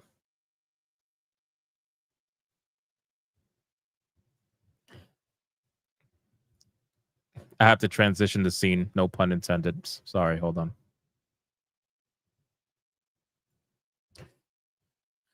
So what I will say is that at least Reforge Gaming had the balls to admit that, something's not for him. But the reason why I don't accept that as an answer is because Reforge Gaming, when I see somebody do that, where they beat themselves in their own mind before they even give themselves a chance to get good at something or to try something, that shows me that you're not actually wanting to learn or wanting to try. When you say you gave it a good old college effort, I don't think that you did. I could just tell by the way you were speaking, the way you were acting, that you didn't actually give it an effort at all. You just wanted to move on with it right from the moment you started it. You already knew that this was not going to be a game for you, but you took the key anyway because it's a free game, so why would you not take it? And you psyched yourself out the moment the game even fucking started. It's unbelievable. Like, you have a defeatist mindset. I can't understand that. I refuse to understand that. And maybe that's just me as a person. I don't know, but I refuse to understand that. So, but hey, at least he was, if you want to call it man enough or whatever, at least he was man enough to admit the game's not for him. I don't know what game is for you, to be honest with you, considering that this was a tutorial for the game. So if you can't get past the tutorial in the game, what game can you play? I have to start questioning at this point. In any case, let's go back to the main point of the post, which is about Pirate Nation. So in my opinion, Ninja Gaiden 4, not too recently, we had Ninja Gaiden Black, which I know a lot of people were playing that. But with Ninja Gaiden 4, I never really thought this game was going to do like massive numbers. I just didn't think it was that kind of a game because the price point is too high, in my opinion. The difficulty is not for the modern gamer, as we've seen from Reforge Gaming and other people. By the way, there's other streamers. I want to reiterate, there's other streamers out there that are acting just like Reforge, that are melting down over the difficulty of Ninja Gaiden and quitting the fucking game. Okay, that's just how it goes. And the crowd that's interested in Ninja Gaiden, we've had a dormant series for a long time. So that particular crowd, if they're going to play it, they're going to play it, right? But let's not get it twisted. This game absolutely got cannibalized to some extent, even if it's a little bit. It got cannibalized by Game Pass and a multitude of other issues where, unfortunately, this is just not for everybody. It's very clear. But if it's not for you, perhaps I would be curious if somebody like Reforge Gaming were to take a key code for Ninja Gaiden 5, if it were to come out. I'd be very curious if you would take a key code. Now that you know what the game's about, will you take a key code? I would probably bet to say you would, which is hilarious. So you guys let me know in the comments down below. What do you think about this entire Ninja Gaiden situation? Do you agree with my sentiment as to why the game is not performing in terms of numbers compared to where people probably thought it was going to? I want people to understand that 100K is not a blanket statement, right? 100K on Steam is not a blanket statement. It just isn't. Right, there are games that have done low like this that have been successful. It all depends on the budget. It all depends on the intent of the game, right? Is this low? Yes, I think this is low. But is it a failure? I'm not sure. I would have to find the budget and figure out from there. But there have been other games that have done 80,000, 90,000 concurrent on Steam and have been massive failures. Dragon Age of Veilguard is probably the best example of that, right? So it all depends. You can't look at everything with a blanket statement. You have to kind of break it down and see what the game's about, what kind of market it's trying to reach. Is it a mass market? Is it a niche market? Is the budget too high? Is the price too high? There's a multitude of things. But I think this game will 100% be a seller later down the line, especially when they put it on sale. As this game starts to reach the $20 price point on sale, I guarantee you it sells buckets. So you guys let me know in the comments down below. What do you think about this overall? Like the video, comment, and I will see you guys on the next one. There you go. Shout out. Put the ears on. We're going to catch up on Super Chats really quick. Let's catch up on Super Chats. Where are we at? Where are we at? Who's next? We got Mervoth with a 5. Hypnotic. I know you don't do mods, but 7th Heaven mod for Final Fantasy 7 on PC. Revamps, decent voice acting, etc. One day I suggest trying it. It's that good. 7th Heaven mod. Okay. I will keep that in mind. But yes, you're right. I do not do mods usually. Mervoth with a 2, pretty bad when people now beg to not remake Final Fantasy 8 and 9. Well, supposedly they put the Final Fantasy 9 remake on permanent hiatus. I don't know if that's true, but again, that's what I'm hearing. Arepa with a 2, Reforged started gaming on the 8th gen with Destiny. No way. Are you trolling me? Kaylin with a 5, just a quick what up. I can't stay. I'll catch up on the drive home tomorrow. Later, Gooners. Moving sucks. Hey, man, no worries. No worries. I appreciate you, man. Thanks for watching the playback when you do. D-Day with a 2, bro. The next Dean Takahashi got felted on tutorial. What a shame. Panthera for 29 months. That's insanity, bro. That's insanity. Holy shit. Shout out to Panthera. 29 months is still powering up. Welcome home, Jeremy Webb. And thank you for your service. Fuck yeah, bro. Fuck yeah. Arepa says, no, not trolling. Oh, no. That's crazy. Kaiser says, what about 8? Would love a Final Fantasy 8 true remaster. Well, didn't Final Fantasy 8 get a remaster? But it's not like, it's not a remake. They got a remaster that they released on Steam, I believe. Anubis with a 2 says, Piccolo always told Gohan and DBZ, TFS, dodge. True, he did. Blackguard with a $50. Here we go! Mucha lucha, mucha lucha. It's the way of life. Mucha lucha.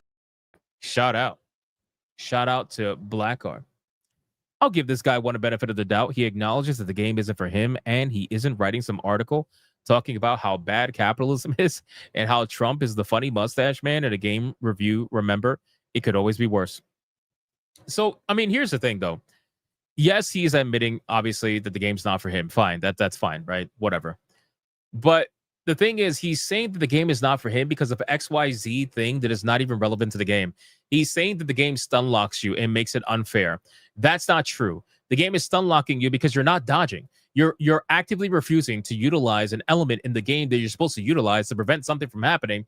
And then you're complaining that the something is happening because you're not utilizing the thing that you're supposed to do to stop the thing from happening. Is this, like, does that make sense? Or like that's my biggest problem with that. It's like you can't complain about getting hit and getting stun locked if you're not dodging. Like, you're not putting in any effort. In the beginning, you literally said at the beginning of the video, I'm not going to remember any of this. And then you turn off the tutorial. You don't even bother. You turn off the tutorials. Like, the fuck are you doing? Have I played Ninja Gaiden 4 yet? Not yet. I'm going to be playing it next month. I'm going to be playing. So right now it's Tormented Souls. We're almost done with that. I'm going to sneak in one more horror game for the month. And then when October is over, we're starting November with Dying Light the Beast. And then we're going to play Ninja Gaiden 4 after that. So we got a lot planned. But thank you, Blackguard. I appreciate that, man. I appreciate that. Chaos would attend. If you haven't seen Awesome Series, Awesome Gaiden, go watch it. I haven't. I have not seen that, Chaos. I will definitely check that out. Thank you, bro. Thank you for the 10 and thank you for the recommend. I appreciate it. Let's check Rumble really quick. We got Torinol with $1. Says multiverse equals lore doesn't matter. I agree. I do not like multiversal stories. I can't fucking stand it. I can't stand it. Very rarely do I ever give it the like seal of approval. I guess you could say I don't like it. I don't even like it. I've said this before. I don't even like when they do time travel. Like I feel like there are very few writers out there in today's modern world that can handle a time travel story. I just don't like it. I don't like it. You know, even Final Fantasy VIII had a time travel aspect to it. They got really messy towards the end. But even, I mean, they managed to pull it off. But still, it's like, I don't like it. I don't like time travel. I fucking hate it.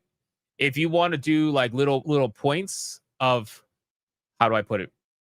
If you want to do like little points of it to help bolster the main story, fine. Like Tormented Souls. Tormented Souls has the ability to go back in time by utilizing these tapes that you find throughout the hospital. You can find these tapes and play them, and it'll let you go back and experience what happened at that moment in time in the tapes. But that's it. Like that's it. Outside from that, you know, it's not time travel. It's gravitational manipulation. Okay. What's up, Somnus? How you doing, bro? I think we're caught up everywhere. Let me check. Rumble, yeah. Wow, Abhorrent Soul on Rumble says that dude is using Smash JT levels of dodging. Ouch. I mean, I didn't say it. You said it.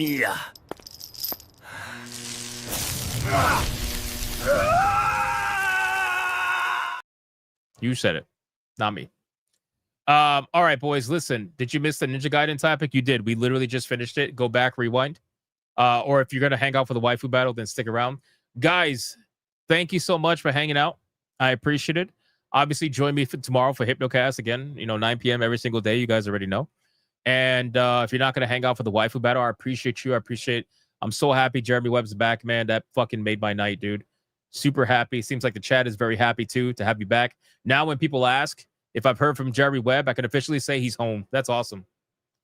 That's awesome, in my opinion. That made my night. So, shout out to you guys that are not going to hang out during the waifu battle. I appreciate you, but it is time to do some waifus. That's what it's time to do, boys. And that's what we're going to do. Today's Battle of Champions, because we didn't do it Friday. So let's do it tonight. Shall we? Here we go.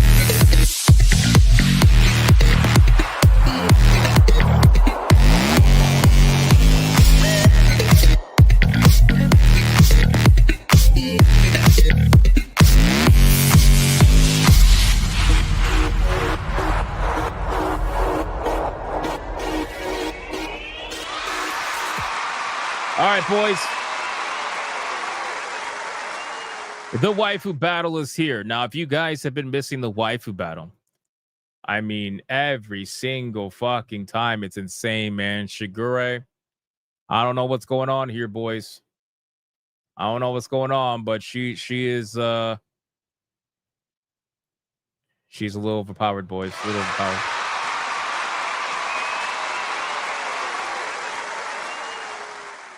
Real GDR keeps saying Freerin, bro, because every time I put Freerin in the waifu battle, he doesn't show up. He doesn't show up. And it makes me sad, okay? It makes me sad. Did you update the waifu battle intro? It looks like I got a new filter on it. No, I did not. I did not do that. So with all that being said, let's go over the rules of engagement before I bring out the challenger that's going to go up against the one and only Shigure. Rule number 1. All super chats during the waifu battle can and will count towards a particular waifu, but the only way that it's going to count is if you put the name of the waifu in the super chat first. You got to put the name first. If you do not put the name of the waifu in the super chat first, and it will not count, it doesn't matter who's on screen at the time. Last but not least, after the second waifu comes off screen, I'm going to do a 30-second countdown. After that 30-second countdown, no more super chats are going to count. It doesn't matter how big they are. The last super chat that shows up on my screen is going to be the one that counts. So please, if you're going to vote, vote early and vote hard, ladies and gentlemen. Do you understand the rules? Did I say that right? Did I say that right? I didn't say that right, did I? Am I drunk? I don't drink. Rule number 2. You can vote for any waifu regardless of who's on the screen. It doesn't matter. You can vote for the challenger, who you're about to find out, or you can vote for the champion, who is Shigure. It doesn't matter who's on screen at the time. Last but not least, after the second waifu comes off screen, I'm going to do a 30-second countdown. After that 30-second countdown, no more super chats are going to count. It doesn't matter how big they are. And the last super chat that shows up on my screen is going to be the one that counts. So please, if you're going to vote, vote early and vote hard, ladies and gentlemen. Do we understand the rules? There we go. I got it. Maybe I'm tired. Who knows? Maybe I'm tired. All right, boys, listen. It's Battle of Champions today. Okay? It's Battle of Champions today. And I wanted to bring out, hey, yo, GDR says they are big and hard. What the fuck? I wanted to bring out somebody who I think needs to literally kick the ass of this champion and get her out of here. Okay? That's what I have to do. That's what I have to do. So we are going to bring out a challenger that I think a lot of people like. And it's not Fury.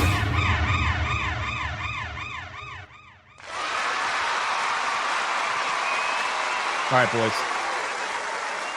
The challenger that's going to go up against Shigure is going to be the one and the only Chun-Li, ladies and gentlemen. Let's start the clock and let's see who is going to win. Is it going to be Thunder Thighs Chun-Li? Or is it going to be Shigure, who is top heavy? Let me know in your votes. And let's decide who is going to win. Blackguard immediately right out of the gate. Right out of the gate, didn't even wait. The Thunder Thighs, Chun-Li, all sweaty. I was fast. Blackguard with a $50 mega banger, says Chun-Li, which was followed by Deadeye's Lock with a 2 for Chun-Li on Rumble. They're on a mission, boys. They are on a mission to take down Shigure today. Will Shigure have any hard-hitting backup? I don't know. We're going to find out.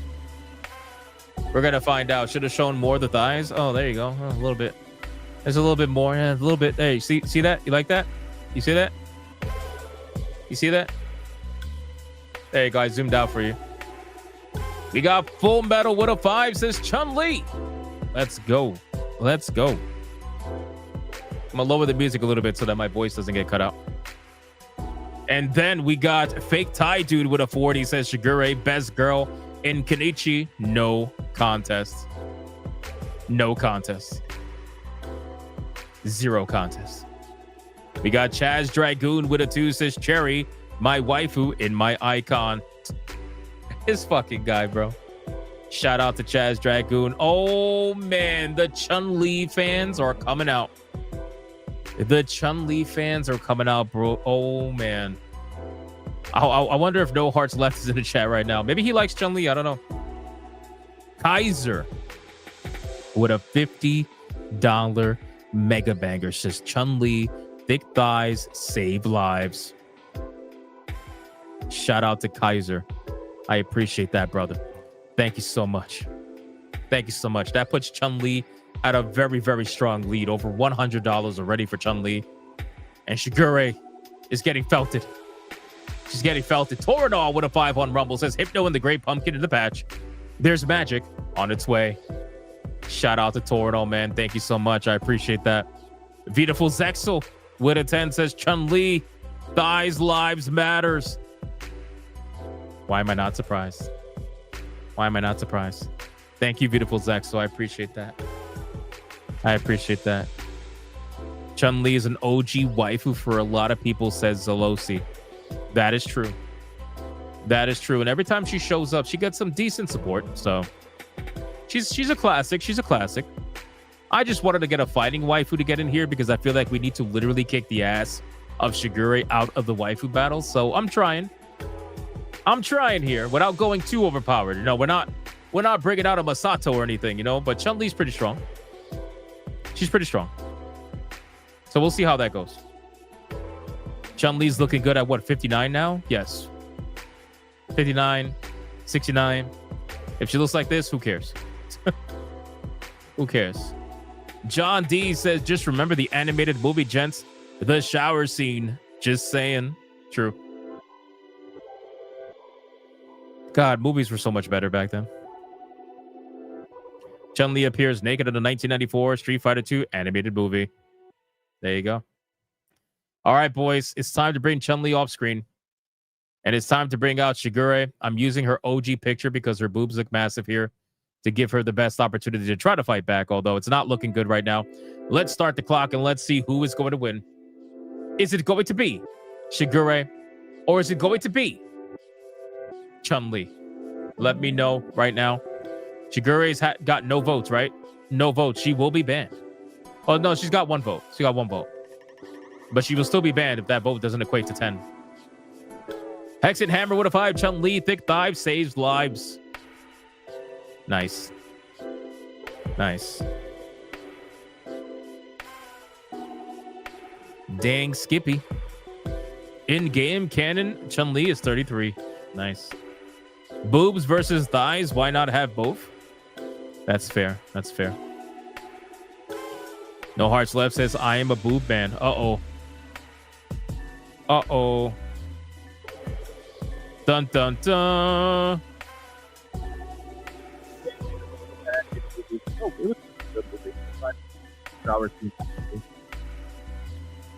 Pandanotic with a 2 says Panda. Of course he does. Of course he does. Then we got Blackguard with a $20 banger says Chun-Li.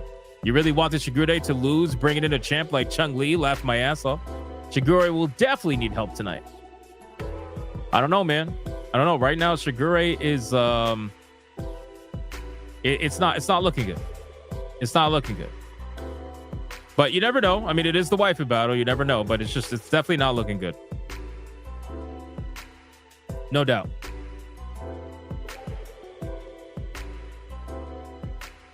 Sorry, I had to drink water. Thank you so much, Blackguard, for the 20. Appreciate that, man. We got Deidre Conic on Rumble with a 5 says Shigure to help her not get banned. Thank you, Deidre Conic. I appreciate that. It is so bad that Shigure is getting pity votes right now. Blackguard said it could happen, but it's not looking good right now. No, it's not looking good.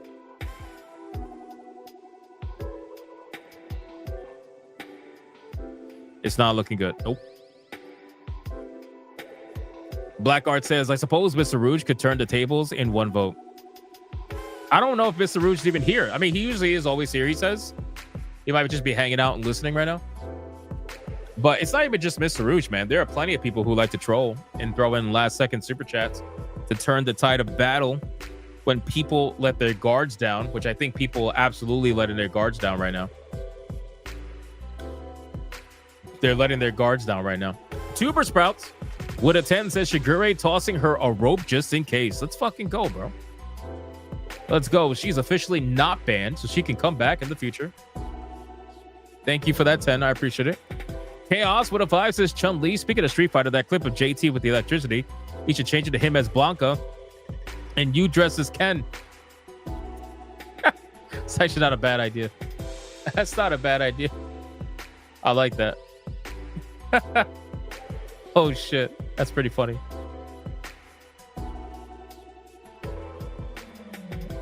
She kicked this Vega ass. Yeah, she did. She did. Right now, we have a massive, massive spread. I don't know how any of this is gonna end. I don't think it's looking good for Shigure. I'm sorry. This is damn near a blowout. Damn near a blowout. Let's bring Shigure off screen. It is time to do the final countdown. Who is going to win this fight? I have no idea. 5, 4, 3, 2, 1, go.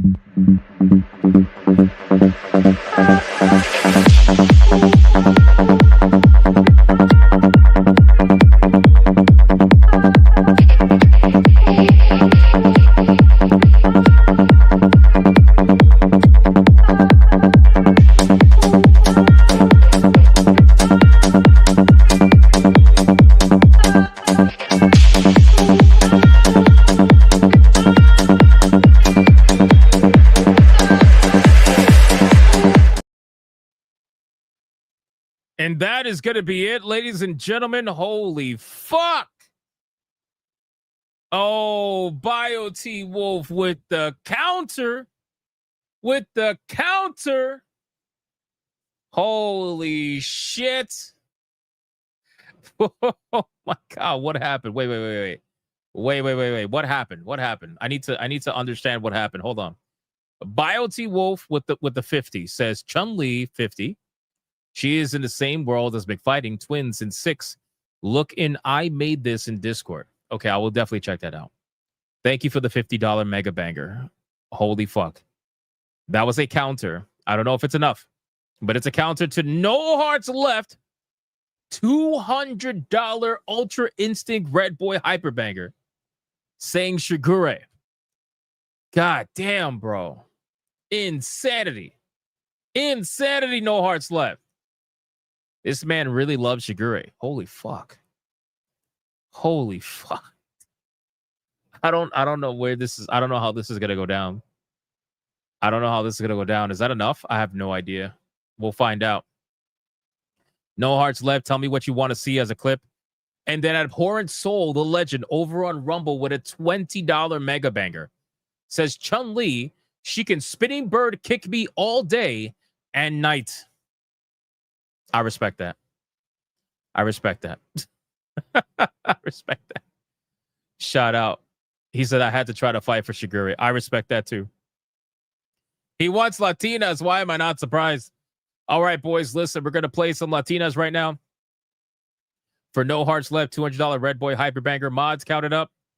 Count it up, and let's get it going. Here we go, Latinas. Let's go. Okay, everyone, we got another Red Boy Hyper Banger. Let's bring the ladies in.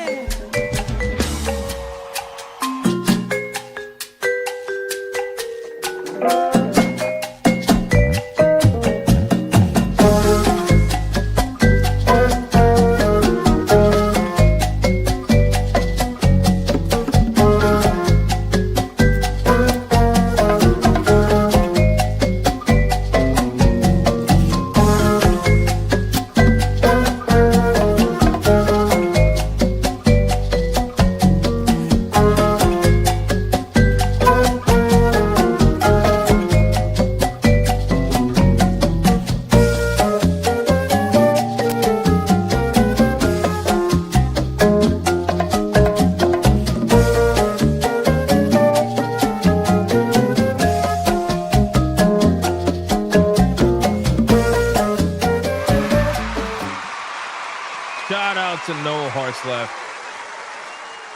Insane, bro. Absolutely insane. I appreciate that, man. Crazy. No Booba, bro. They're Latinas, man. Asses for days, okay? Asses for days. The mods are counting it up. Hopefully they're still awake because we went pretty long tonight. we went really long tonight. Shit. I feel bad. I feel bad. If they're not awake, I'll start counting. Is that Sonya in the gold bikini? One may never know. One may never know. I am just sad it's not Darkstalker's waifu. It is Halloween, but we do have this Friday. Fair. Fair. T-Jab says, I'm still here. It's close. Uh-oh. Uh-oh. Ladies and gentlemen, the hype is real. The hype is real. He's counting 3 times to make sure the hype is real. Oh, shit. The hype is real, ladies and gentlemen. I wonder who's going to win. Who is going to win? That was a pretty big shot, man, from No Hearts Left, so I don't know. I don't know, man. We're going to find out in 2 seconds, couple seconds.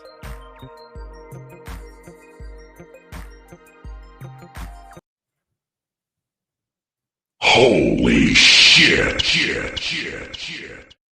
Oh my God. Oh. Oh. Oh. Oh my God. Oh.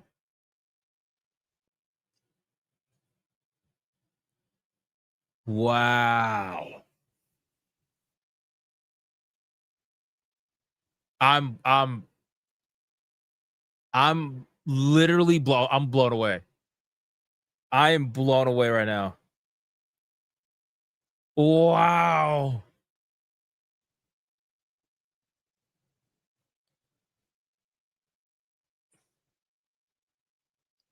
Dude.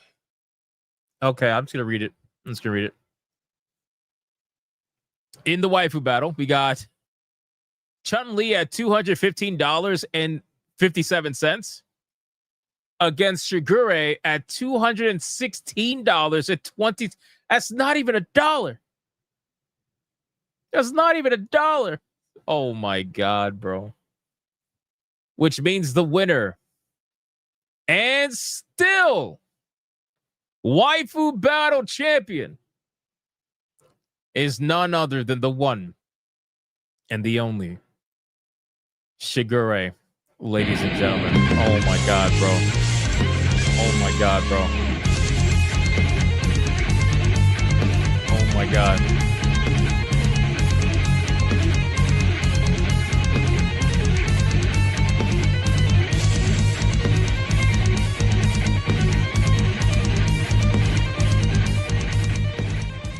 Let's do it one more time, man. One more time. Oh my God.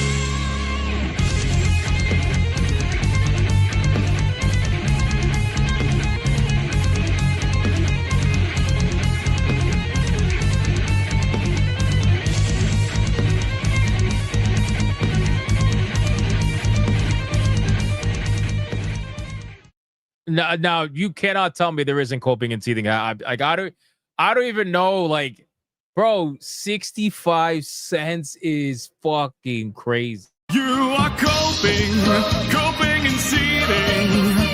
You just can't accept what you're seeing. Yes, you're coping and seething. The truth it is scalding, and now you are molding and coping so hard. Coping and seething.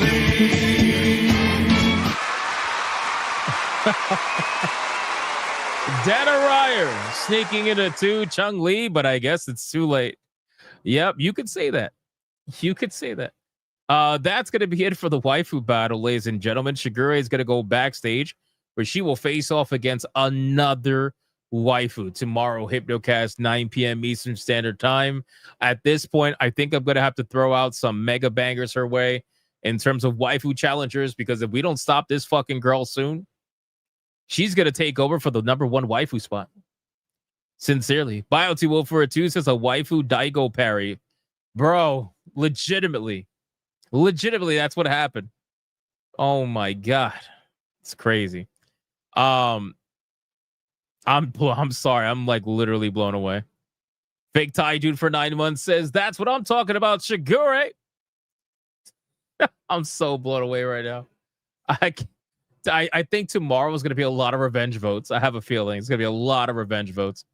All right. Anyway, guys, I'm going to be streaming Tormented Souls tonight. Hopefully, we went super late tonight. So again, it's like, I got to do editing and shit. I'm going to try to hurry up and get a stream going. If not, well, I still had a great time tonight, guys. I hope you did as well. Thank you, everybody, for liking the stream, commenting, spam to chat, super chatting, gifting memberships. I appreciate it.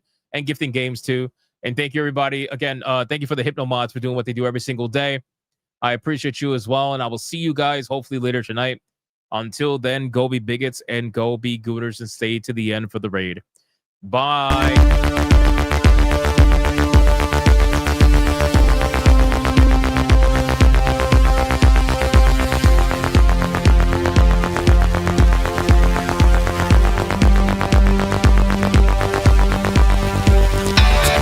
I am not gay.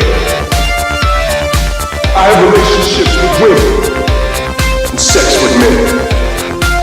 And I got news for you. Let me see.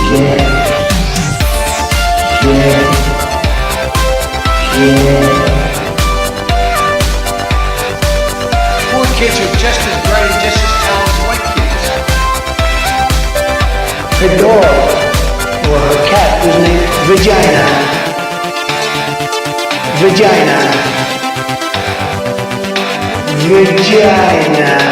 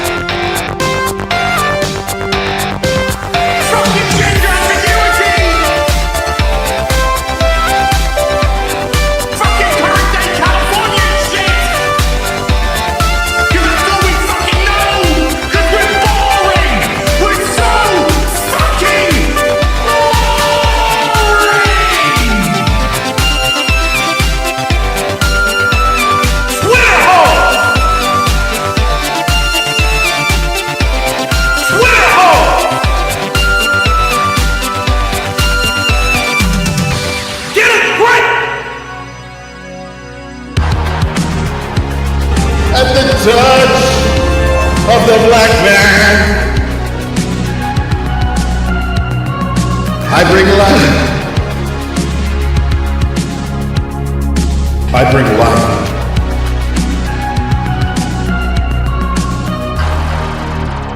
I bring life.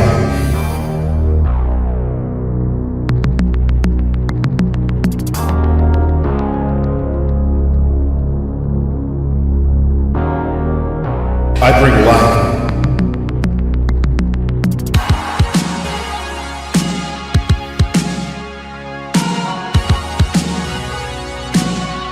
I bring life.